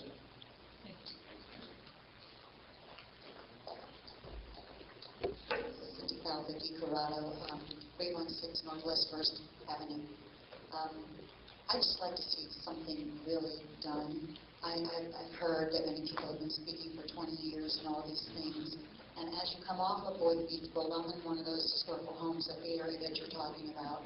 I would really like to see that start to pick up. I don't know where it's doable to put the crane in the ground to start, but we need to do something, and we need to do it quicker than later. It really is an eyesore, even just trying to get across the highways, and all those little tchotchke shops that you see up and down. I'm not being nice, it's really not nice. It's not pretty at all. And I work really hard on my house to try to make it pretty. I like to make it aesthetically beautiful, so when people drive by on First Avenue, going to City Hall, they can at least look at something that hopefully looks like a work of art for them. And my neighbor next door, her house is floor addition, she works hard on that as well. And then you just have all this nonsense around you. I just would appreciate doing blight. There, blight. Okay, blight. I'm learning a new word today. So if we could do something that's doable sooner than later and not communicate about it anymore, like the gentleman said, let's do it.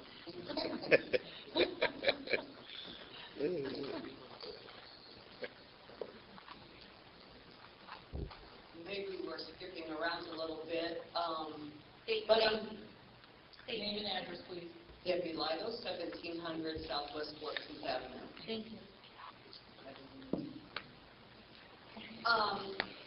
I'm questioning the town square area, Ms. Lane, we're going to get to that. That's actually a little later. Yeah. No. This is only Boynton Beach Boulevard coming off on 95 to the FEC.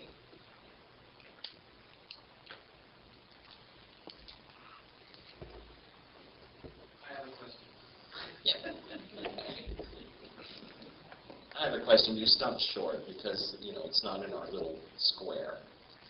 However,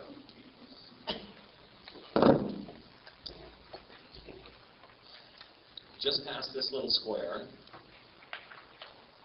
we're proposing mixed-use 80. Are you talking about going east here? Yep. This is going east. Mixed use high? Yep. Yeah. If you go east, Off the map. yeah, off the map. I get it. It's off the map. The question is, what's my height there? As you go over, sorry, let me speak into the mic. Mixed-use 80 is 15 stories? Yes, it's mixed use high, 80 feet, no?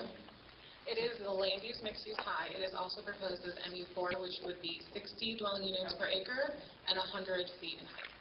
100. Thanks. That's our other mixed use 4. That's another one of these decisions you have to make, and I'm sorry, because I It's all can't right. see the streets on here. It doesn't stop at this little line. No, I didn't see the street, and I can't see it on here, that's why. That, in other words, we're really talking about all the way to Federal Highway. Yeah, this actually ends before you get to Third. So just to give you a bigger picture, since we're getting questions on height, as we go from 95, in the first section, the lightest purple is going to be 45 maximum. The next section is going to be 75 maximum, that's before the heights in zoning. And then the height on the next two blocks, which are our item number 3, which we'll see next, has a land use of mixed use high, and we're proposing the zoning of MU4, which is capped at 100 feet. So we're increasing in height and density as we go from 95 to the core of our downtown. I get it. 45. What was the next one? 65? 75 is maximum, and there are 2 zoning districts under that. Right. And then the last one is mixed use high, and we are proposing zoning district of MU4. The one you don't see. Thank you. The one off the map. And then there's another one off the map. Hi, Barbara Reedy, 329 Southwest 13th Avenue. I'm grateful that you acknowledge that there is a potential historic district in this little light purple area. It's bordered by Northwest 2nd Street and Northwest 3rd Street, I believe, that block in the center. Efforts were already underway to create a historic district there, meetings have been held with the neighbors, and once 51% of the neighborhood is in agreement with creating a district, that will happen. My question is, my understanding is once you raise the potential height to, say, 45 feet, which is what you're talking about in the light purple, correct? That's 45 feet? Once you raise it, you can't go back down. So how are you going to carve out our little historic preservation district without creating a lawsuit situation? Sure. So again, this doesn't go on the ground right away. This is just in the redevelopment plan, so we're not going to actually have this on the future land use map until development comes in as of now. That's number 1.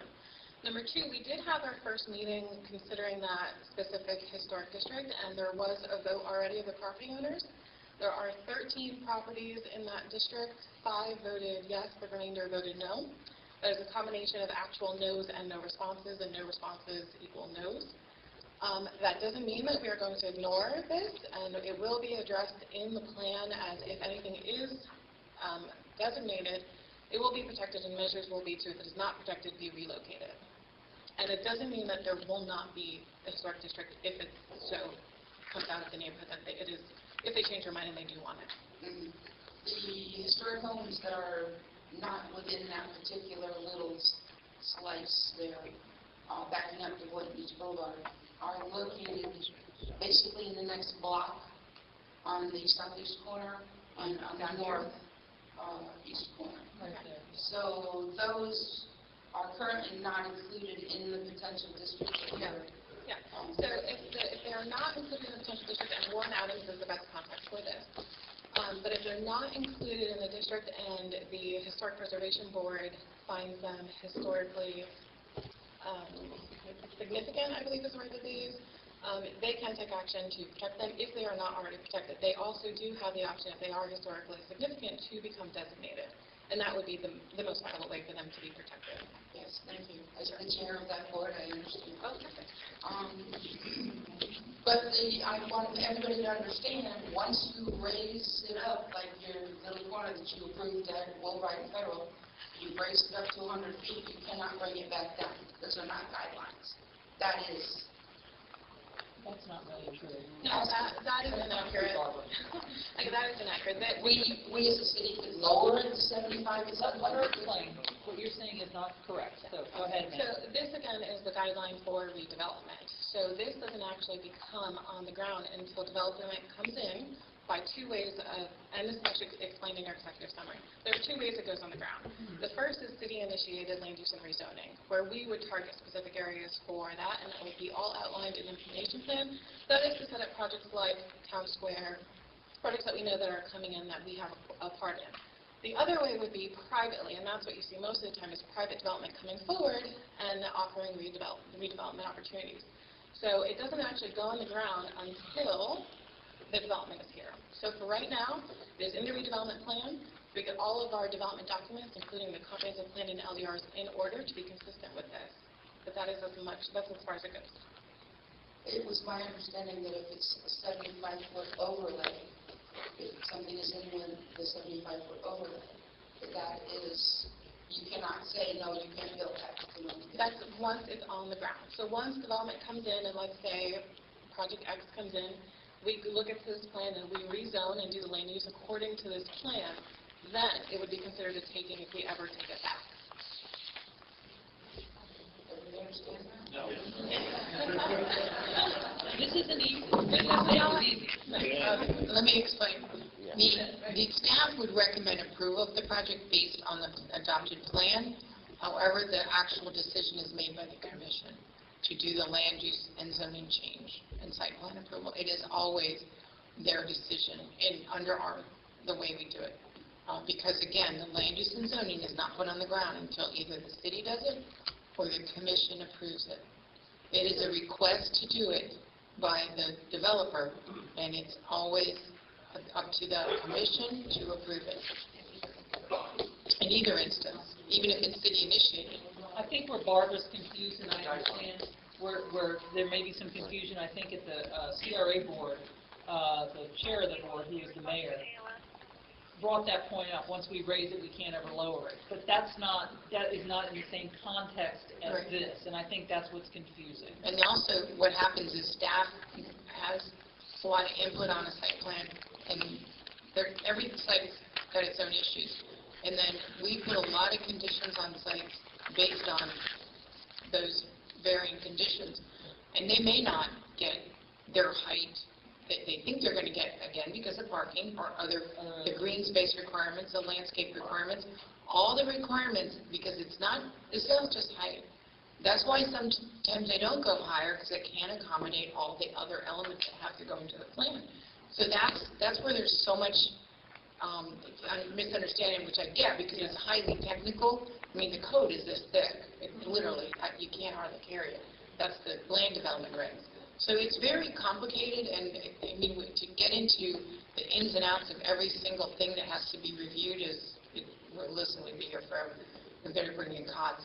But, so I just want to say that it's not, they're going to just build to that, because they can't. There's many instances they just can't, or it doesn't make sense for the city.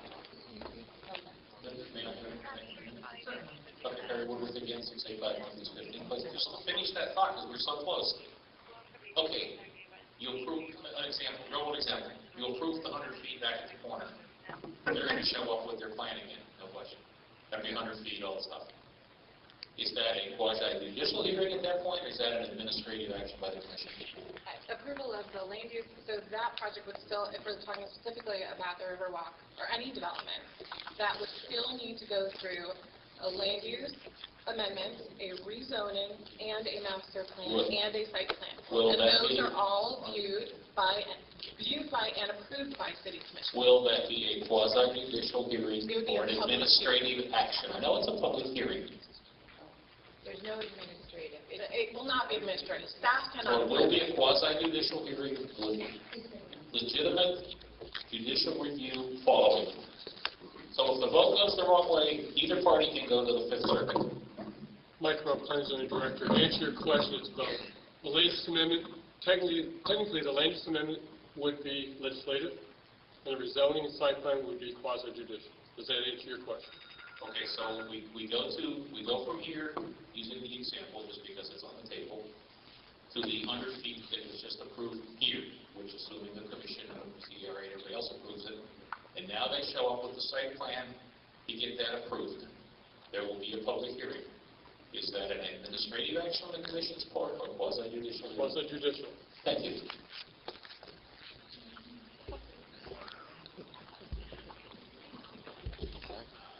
All right, any other questions on this? Yes. Darn. It's maybe not a question, and I'm ready to go, but there is an opportunity, and it really doesn't have anything to do with land use right now. But there's an opportunity to do what we're talking about. I love that vision. And also incorporate it into the historic district and kind of make that work. I don't know how we do that. I don't think it has really anything to do with the land use that we're talking about. Yeah. But I'd like for us to put that on the radar because it could be PGA Commons plus. You know, it could be a win-win. And just like to add to that, again, Warren Adams is on board with this, and we actually looked at a couple of alternatives that might change some of the land uses here, and we're looking about what's appropriate for single-family homes. So if a district is formed, we can have them stay single-family. They don't have to adopt this land use. And we would have, again, once we get to the LDR to that finite detail, we will work in regulations that protect the historic district and its surrounding areas. So, yes, it is on our radar, and we will have text in the final plan, which you will be receiving soon, that will address those. Seeing no more public comment, do I have a motion to approve the Joint Beach Boulevard consolidated plan or to not approve the consolidated plan? Motion to approve. Second? Second. Do I need a roll call vote? Okay, so let's proceed. Any opposed? Okay, the motion carries. Stationary. Madam Chair? Yes. Uh-oh. I just want to check the recorders. Within a couple hours. I wonder what that was. Picking up everything you say.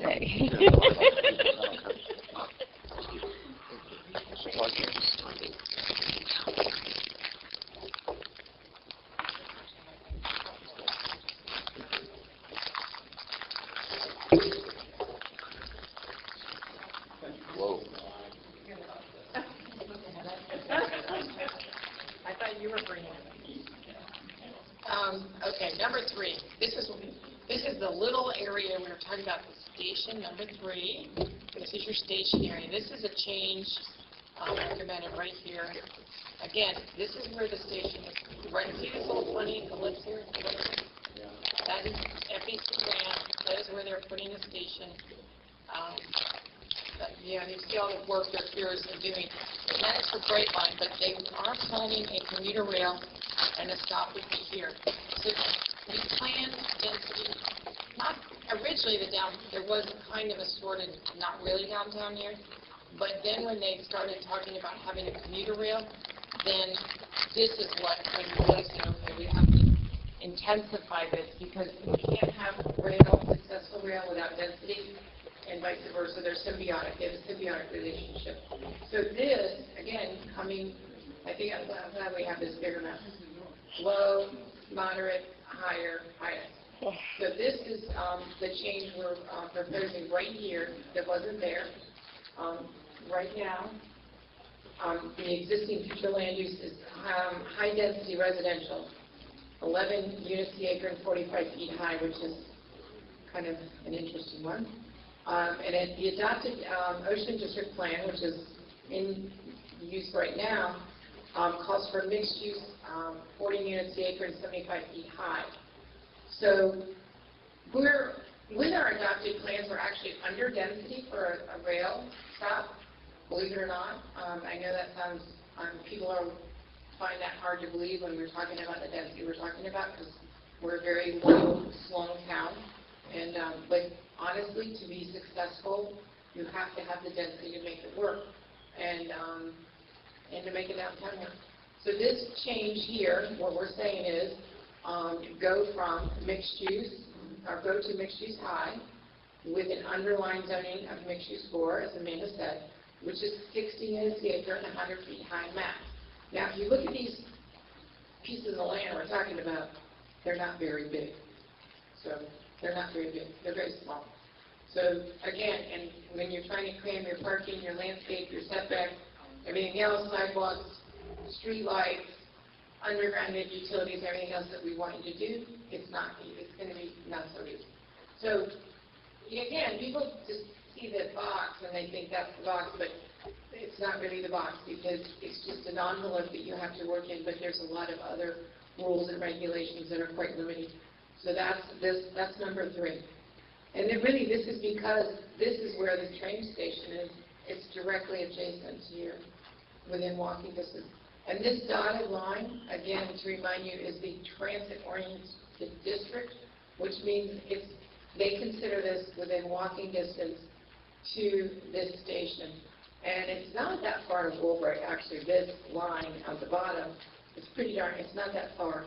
So this is what they call walkable to a train station or metro rail, what I call a metro. So, and I know it's hot, but we're putting in trees. Vivian, that little triangle that you said with the train station. Yeah. The railroad already owns that, right? They do. They already own it. They can put that train station there if they want to. Oh, they are. That is been in every plan since they started talking about this, since I've been here, because they own it, and they have the right of way, actually they have some right of way. And a rail station doesn't need that much. I mean, we're not talking New York City here. It's a little part where you can stand and wait on either side, on the east and west, and a ticket, kiosk, and you don't even actually probably need a crossover because you've got Boynton to cross and you've got Ocean to cross. So some of them, like you see for Tri-Rail, you have to cross over, walk up and over, or have an elevator. In this case, it's actually, you can just cross, it's very close. It's very easy, I think. But it's very conducive, and I think it's actually going to be a really good thing for us. And West Palm Beach is building their station right now. I don't know if anyone's had a chance to look at it. It's pretty amazing, and downtown Miami is building theirs. It's unbelievable. I think we're finally catching up to parts of the country where we have to consider getting out of our cars. It's just unsustainable getting on 95, and any of you who have to do that for a living. Okay. Any of you have to do that for a living, you probably know, oh, okay. I'm gonna move it down. Okay. Move my IT.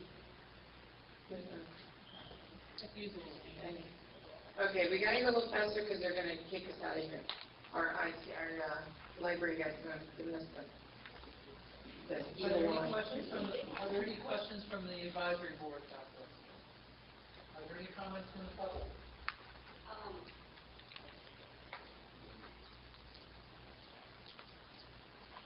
Debbie Lytle, 1700 Southwest 14th Avenue.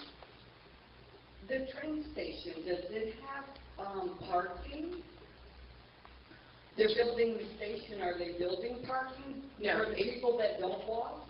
No, the train station, we will have to provide the parking. That's gonna be, the onus will be on the local government to do that. They will have to provide parking structures and all that. So that is the onus on us.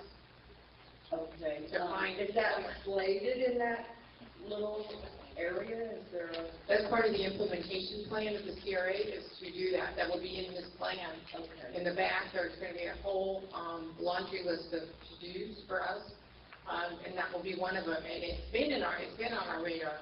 However, it's when people want billions of dollars for just a piece of property, you know. So you're thinking it would be along the lines of a multi-story? Oh, yeah, it'd be structured, absolutely. Area? Because we also need it for the marina area. We absolutely need some parking that would serve both functions.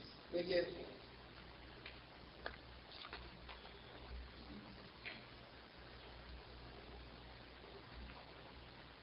Hi, Barbara Lee again. Are you considering approving the whole circle tonight, or what are we going to? No, right now, we're only doing the numbers, and I think you got a map. 2 and 3 circles?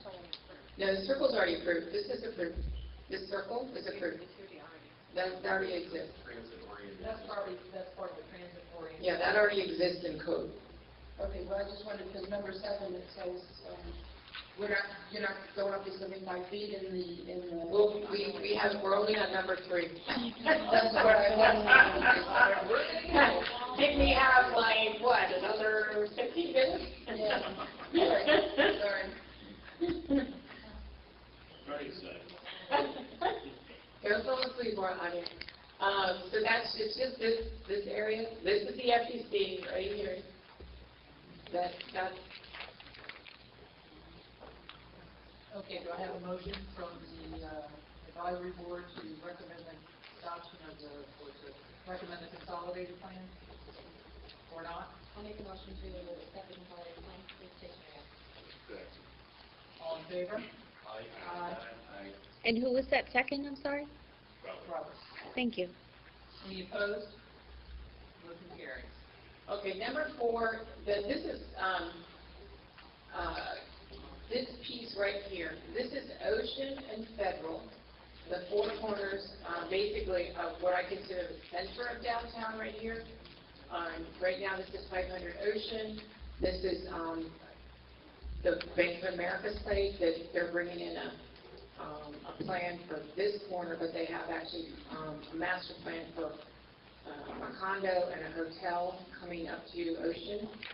So this is Marina Village here, which is, as Linda pointed out, it's 150 feet. This right now is, on future land use, is 40 DUs and 75 feet height. That's in the existing future land use. In the downtown master plan, it is mixed use high at 80 units and 150 feet high. That is what that is right now. And so we're not recommending any change. However, I know there was some controversy about keeping it that way because it's next to Sterling Village, which is low height but high density. Sterling is 30-some units to the acre, which is actually over density for anything we had at the time. So that was one of the issues. There is a road here separating them in here, but that is, this actually is a group that was called a self-assembly group of property owners that had an offer in the height of the market in '06 from Equity One, which is one of the top development companies in the nation, and they didn't take it, thought they were going to, get a lot more than a lot. So that didn't happen, and so they are still, they have an attorney, and I'm just filling in the background so you understand. So they do have an attorney, and they are relying on the adopted federal housing plan to talk to developers. So you can take it down because there's nothing, again, that is not an issue. But I'm going to remind everybody that there is a compatibility that has to happen here and here. That has to occur. So their height and their density would probably, if this happened, I'm not saying it will, but if it did, if these people actually came together, and they're not getting any younger, some of them, they would have to concentrate that height and density at the corner and along here. So they would have to drop it back to be compatible with their neighbors. And I think some of you have been through this and you kind of know how that goes in your experiences with the code and how that works. So we're here just to get your directions. You want to keep it? Do you want to drop it? What do you want to do?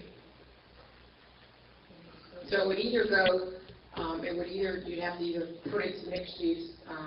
You could drop it to mixed use high, but drop the zoning down to, 100, or, if you could give us some direction on what you think would be appropriate. Well, as it stands, has it generated any interest? Yeah. It has. Okay. They're the issue. The owners are the issue. There's probably 10 different owners in there. So getting them all on the same page. And I've been working with them since they've been here, and some have passed even in that time. So I'm trying to come on, don't miss this train this time. But you can't leave. You can leave the horse in the water. But because I think it's important that these four corners are active. This is Ocean Avenue. The marina's here. This is important that these four corners happen. I think it really makes a difference. But there's a shopping center behind it. Yeah, this is Ocean Plaza here. There's some little minor retail here. There's some vacant lots in here also as well. Very minor retail here. And you're saying that the zoning would automatically require compatibility? Oh, yeah, it does. The code requires it, absolutely. They would not have 150 feet height going up here. They could not have that, or here. So they're challenged. They would be challenged to make a building that would step down to be compatible with this existing development still in village. Any other questions? Any questions from the audience? I don't have a question, but I have a comment. I think this. Okay. I think this. We also need to ask you about here. This is part of it. This area right here. Oh, okay. Okay, because this is, we're asking you to go. Yeah, okay. Okay. Sorry, so part 4 has two parts of it. One is, which is what we just talked about, which is the south and the west side. Right. The second part, which is actually on the next page, is the west side of Federal Highway and east of 4th. So the areas between 4th and the Federal Highway. The proposal in both of these are staying consistent with the already adopted Federal Highway corridor plan. And that would be 45 feet. And again, that would be mixed medium as proposal, 75 feet, 40 dwelling space, or 50 dwelling space. Okay. Thank you. Are there any questions or comments? I'll stick with my comment. I think that it's appropriate to have that land use in that corner there. I would advise my city and whoever else wants to listen to me that when we develop the Bank of America site, when we develop this site, that we get some improvements, that we make improvements to Federal and Ocean. So we make it easy for people to get across Ocean or across Federal to connect the Marina District with our downtown district because it's going to be critical. We have all that in there, and you'll see when we bring up Lake Back to you, we talk about a lot of pedestrian crossing on Boynton Beach Boulevard, because there are people, you're right, there's very few pedestrian crossings down Federal, very few across Boynton.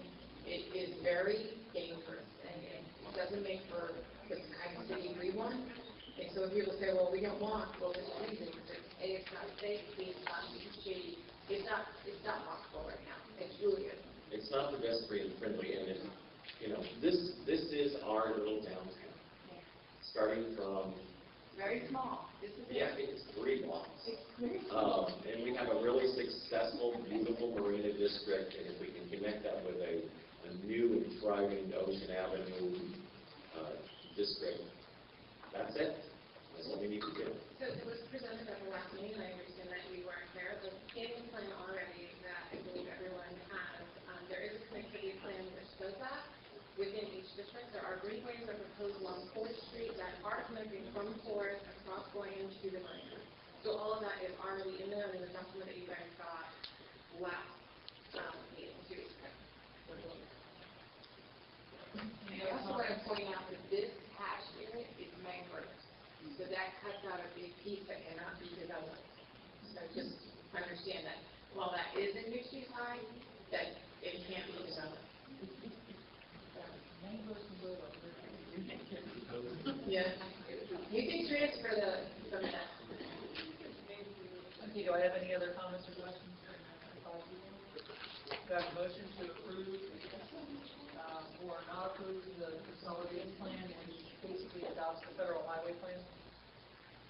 Motion to approve. All in favor? All in favor? Aye. Any opposed? Okay.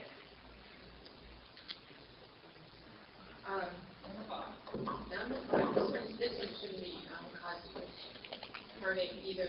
Basically, we're just recommending that we're converting the local retail, commercial, general commercial to mixed use to allow flexibility.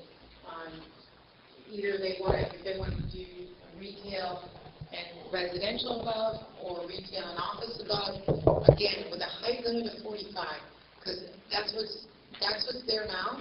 The Federal Highway Corridor Plan recommended special high density for these areas, going from here up and from here down. So that's 20 units the acre, which is what special high density is now.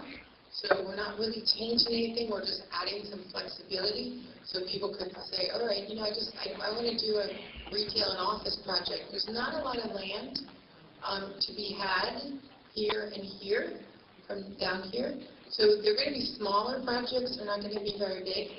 There's just not a lot of land left. There's very little.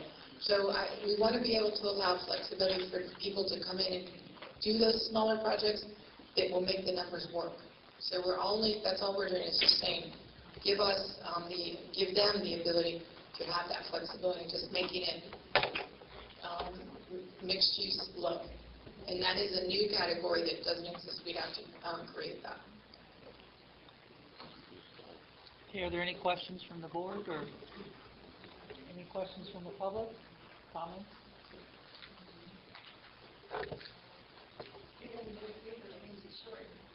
Susan Neuer, 140 Southeast Business Way. I think this is a fabulous idea. Go for it. Thank you. Wow. Yeah. Okay, we got one more. Cindy Falcone, Dorado, 316 Northwest First Avenue. I love the idea, and if somehow in that you can implement that whatever goes there, even though they're little places, that they conformity to a specific look, that you don't get this one owns this one, making a mishmash, that you have an actual overview of how you want it to look, and it must comply so that it looks like it's unified. Don't we have an overlay for that? Isn't that We do not have design guidelines that specify a architectural style. We've tried that, and it hasn't gotten anywhere, and we even tried a color wheel And that, I don't know, Mike probably remembers that conversation went on for hours, one meeting, and that didn't go anywhere. So, I don't know, that's something you would have to decide, if you wanted to tackle that, you know, speak to your commissioners and mayor and say, we'd like to tackle this and suggest we have some architectural guidelines or create for these different districts. We may come back with some of those recommendations for you. I don't know. That might be part of the implementation also to look at that. We have design guidelines, but they're very, they don't have anything to do with architectural style. We're not recommending that. We haven't heretofore. So, okay, gateway. Wait. God. Thought you already done. No, I need a motion to approve or not approve the consolidated plan, which only changes the category to mixed-use low, but the density and the height remain the same as I see it, 2045. Motion to approve. Do I have a second? I second. All in favor? Aye. Opposed? Okay, motion carries. Now Gateway. This is also another one that's really not a real big brain damage. Basically just changing this to mixed-use low again. This is Gateway coming off I-95 here, and we think this might be an appropriate place to have that mixed-use low here and here to provide neighborhood services. There already is some retail here. Could use a little facelift, just saying. So there's a gas station here. So maybe perhaps this would be this is a node, again, because it's a major intersection of our city. It's not as major as Woolbright and Boynton, but it is a place where people come and they make a left or right and they might want to get some milk or something, or do some other stuff. So that's all we're proposing here. It's just the same thing that you have along here, but along here. Any questions? Any questions from the board? Straightforward. Any public comment? Do I have a motion? Do I have a second? You got one. Oh, I got one. I'm sorry. You got one. I have to run. I think that this area is too low, 45 feet, and you're allowing 75 feet and 100 feet. That intersection goes straight to I-95. That could become a new Woolbright. Come on. In the next plan, we will consider that. Actually, Gateway is, it is a really cool road, and it is lined with single-family homes currently, and full of single-family neighborhoods behind it. So I'll let you make that recommendation. I'm not going to do it. I get the point. We don't recommend taking out single-family homes generally. Not a whole neighborhood anyway. And 7. Wait. No, We need a we motion. need a motion. We have a motion and a second. We haven't had a vote yet. Who made the motion in the second? I think Alan moved and Rick seconded. Yeah. Thank you. All in favor? Aye. Any opposed? Okay, now we can go to the Ocean Avenue overlay. Okay. This is Ocean Avenue here, right? This is part of what we were talking about, Town Square, Cultural District. This currently is in the Ocean Avenue plan, and right now it's mixed use. It could be 75 feet right now under mixed use. That's under the plan, adopted plan. What we're recommending is that we do an overlay here, and the reason is we don't want to have 75. We want to control this. It's a small street. It's meant to be a small street. It's meant to be a very walkable, homey type street. So we want to control that and create an overlay district, controlling the height along the street here, 35 foot high, back 30 feet, and then they can go up to the 75. So from a pedestrian standpoint, you're not experiencing the height on the ground, and when you're walking, you're only experiencing the cafes or whatever, the stores along the street. So we also will want to control uses that will go here. That's another part of the overlay that will be there. You're not going to be able to put like a non-active use there. We want to have active uses there. That's one of the issues that's been the problem with our downtown, is we haven't added the active uses. And I just want to, remind people that that will also determine how much glass is on the front and things like that. So setbacks, we will require large setbacks so you can have outdoor dining and the street trees and all those things. So that's all we need. We just we want to create that Ocean Avenue overlay that will control that design. So as I understand it, right now, they could, not that it would be approved, but they could go 75 Right, feet right to the street. Right, and we can probably control a lot of that anyway, but we want to do it with an overlay that they know up front that what is going to be. Right now, it would be controlled by staff comments. Right. Back and forth, and we don't want that. We want them to know what the rules are coming in. Okay. Vivian, Yeah. I'm agreeing with this, but I don't see it. 35 feet, okay, 3 stories, how big is my sidewalk? Okay, all of that is in the plan, so let me walk through the section, just in case everyone doesn't have it in front of them or doesn't remember. And how far does that go? Is it just I Ocean got you. Avenue? I know. I was going to say it before, I'll go through the whole section. So, again, this is in the plan already that you guys have, but to walk through the street section, the proposal will look as follows. You will have an 8-foot sidewalk. After that, you will have another 8-foot pedestrian zone or active use area, which means the buildings are really pushed back 16 feet from the curb. So that includes your sidewalk, your outdoor dining, your awnings, anything active that's happening.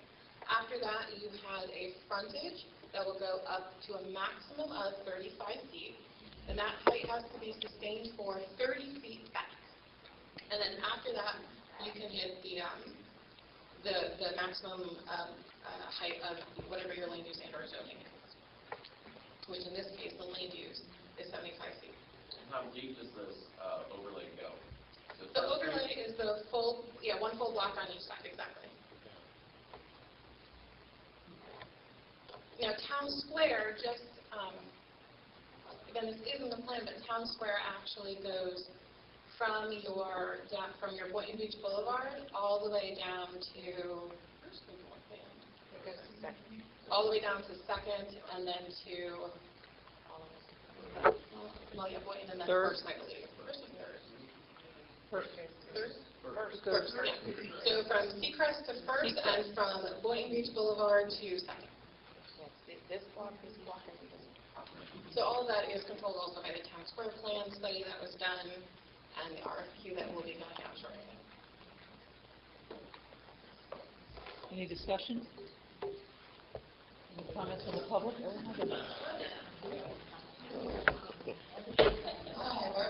they going to turn the lights on? What is it currently zoned for? How many feet? 75. Currently? In Town Square? 45. Oh, 45 Town Square.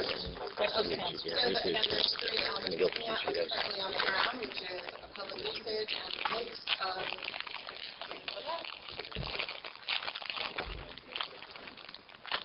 So it is a mix of public use, high-density residential, and local retail. That's the existing land use. That's local. The proposed, what is already adopted in the Ocean District Plan, says mixed use, which mixed use would be the mixed use category that we have now, which would be density 40 and the height 75, which is in the Ocean District Plan. Okay, so let's talk about compatibility for a minute. See those little red boxes down there? Those are single-family dwellings. So, I'm not... Are those red boxes single-family dwellings? No, that's the one that shows That is where single-family homes are. That's where they are. Okay. To the south of it. That's correct. So, let's think about compatibility for a minute. Why isn't 45 feet sufficient for this district? Is that a question for me? Yep. It's not that it's not sufficient. What will happen here more than likely is, again, this is an RFQ that's going out, and it's all being done as one project. So the maximums are to allow these maximums throughout the site. Again, not necessarily against your single-family dwelling because of compatibility standards that we already have. So there will not be 75 feet up against your single-family residential, for sure. Where you might have 75 feet is up against Boynton Beach Boulevard. Again, with a setback and a frontage zone, but your height will be located more towards your main street. We're talking about Ocean Avenue, though, that's your Yes, question. but the town square actually bifurcates both. The town square is from Boynton all the way to... All the way. So, Up against the single-family residence is 30 feet. Sorry? Up against my single-family homes, which are on, say, southeast second. Are we stepping it down to 35 feet? Yes, and it will all be, I mean, we will look at residential compatibility for sure. You will not be able to build maximums around there. So the little block here we have behind our library could potentially be like some strange, The library is proposed to stay in all of the proposals for well, of course the library will stay, we would fight you on that one. So, It would be 35 feet all the way around, and then in the middle is going to be a 75-foot blob of what? again, all of that's done at site plan and master plan approval. This is just land use, so I do not know what the final proposal will look like, but we do have codes and regulations that will ensure compatibility. So all of that is not answered yet. We do not have an actual proposal for the project yet. All we have is a study that was done that gives us 3 schemes to look at. And those are all published, 3 schemes. Well, you were in that. Yeah. I'm on all of them. So wishful thinking is Boynton Beach Boulevard is 75 feet, and then it's going to like scale down to the single family? Yes, in almost every proposal we've seen from developers is that's how it is. They basically line this with townhomes, this is townhomes. So it's compatible totally with this. And we've never had anybody that didn't understand that at all. So I have to warn you that I have been told by the librarian that we are on thin ice.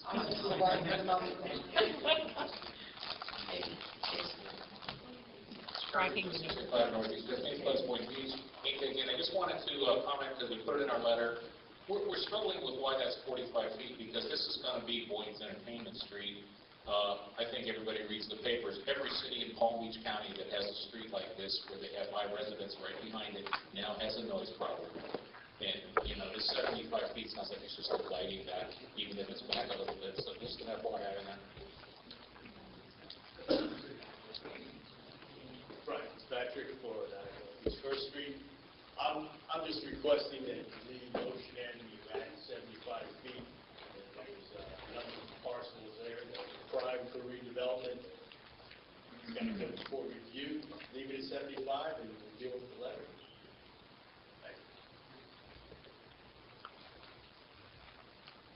Thank you. Debbie Lytle, 1700 Southwest 14th Avenue. I noticed on your map, in most of the map area, you do have a blue designation for institutional, but in that overlay, you're not really identifying the old school, the library, and the proposed city hall. Because we don't know where they're going to go. Well, they're going in those blocks. No, there's going to be, downtown. this is going to be a private, most Yes. likely. So, and this, Right. we know that there will be, the Children's Museum will stay, but we don't know how much of this, we don't know. And we know that it's not, it doesn't mean it's not going to be public. We just mean that it's going to have, this whole block will have other things on it, that's all it means, just mixed use. Mixed use is mixed use. Okay. It's a mixed use. Very well. You probably received the letter then that I sent, that I support the downtown and the redevelopment of it. And I think that you should shrink the footprint in the downtown area and make the buildings to the 45 feet. I think, as the other gentleman stated, 75, and the noise and the compatibility. Apparently it wasn't compatible at Gateway to do something with all the residences around Gateway when you mentioned that wasn't a good idea to make a change, but it's, better for this area. So I just hope you can get started on one of these projects. That is the goal. you know, it's gonna take me full time when I walk up with my paper. I'm Susan Oyer, 140 Southeast 27th Way. Just to give you a little bit of background, I don't know if you are aware where the little playground is next to the Civic Center. That was the original homesteader property in Boynton Beach, the very first one. And I knew that because that was my great-great-uncle. My family has owned property on Ocean Avenue forever. We're still probably the largest owner on the street, if not one of the largest. And I've got to say, going up to 75 feet, even if you're going back 30 feet, that's absurd. I mean, I've been all over the world, and if you want a nice, pretty downtown, make the effort to make it beautiful. And as so many people have said, compatibility is an issue, but having lived on Ocean Avenue for 23 years, owning property there, I can tell you parking and trash and noise are nonstop. And you can't put all these condos and all these 75-foot buildings and not think people are going to be happy in the slightest when they are dealing with the constant trash and noise and lack of parking, and then every drunk person that walks up and down the street. And let's face it, I've lived there all through gay lives. The first one to stand up and scream, let's get rid of gay-lo 20 years ago.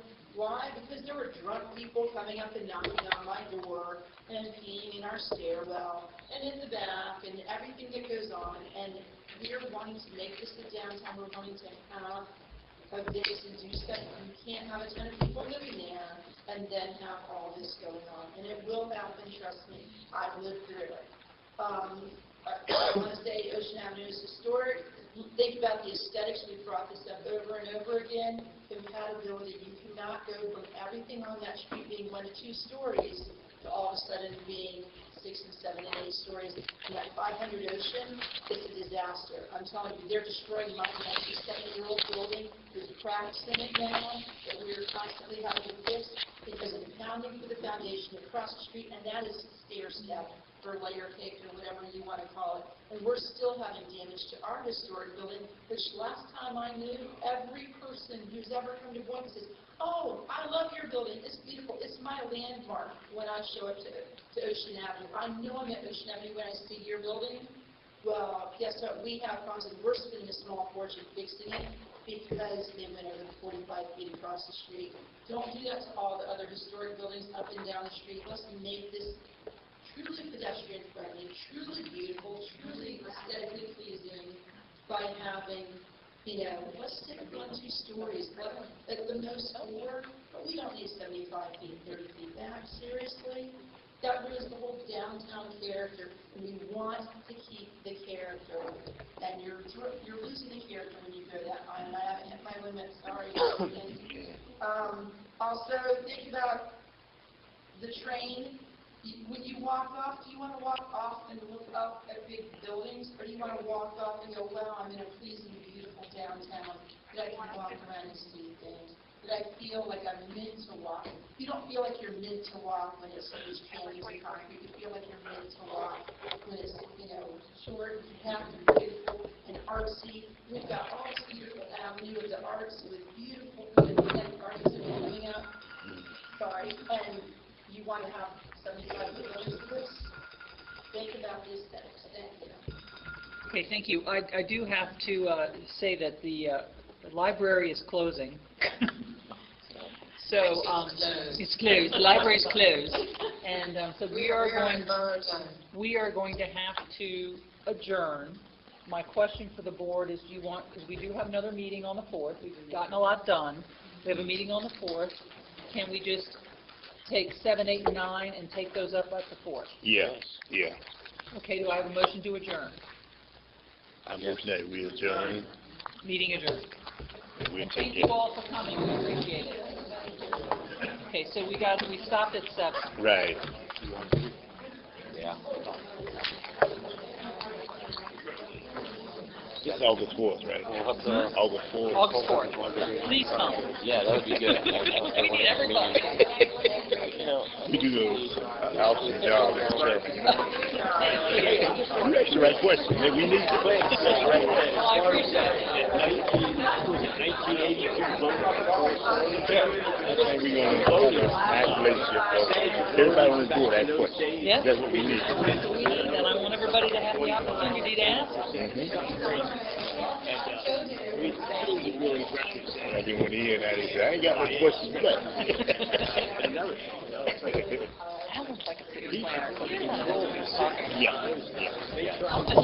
You want to tell me about anybody else?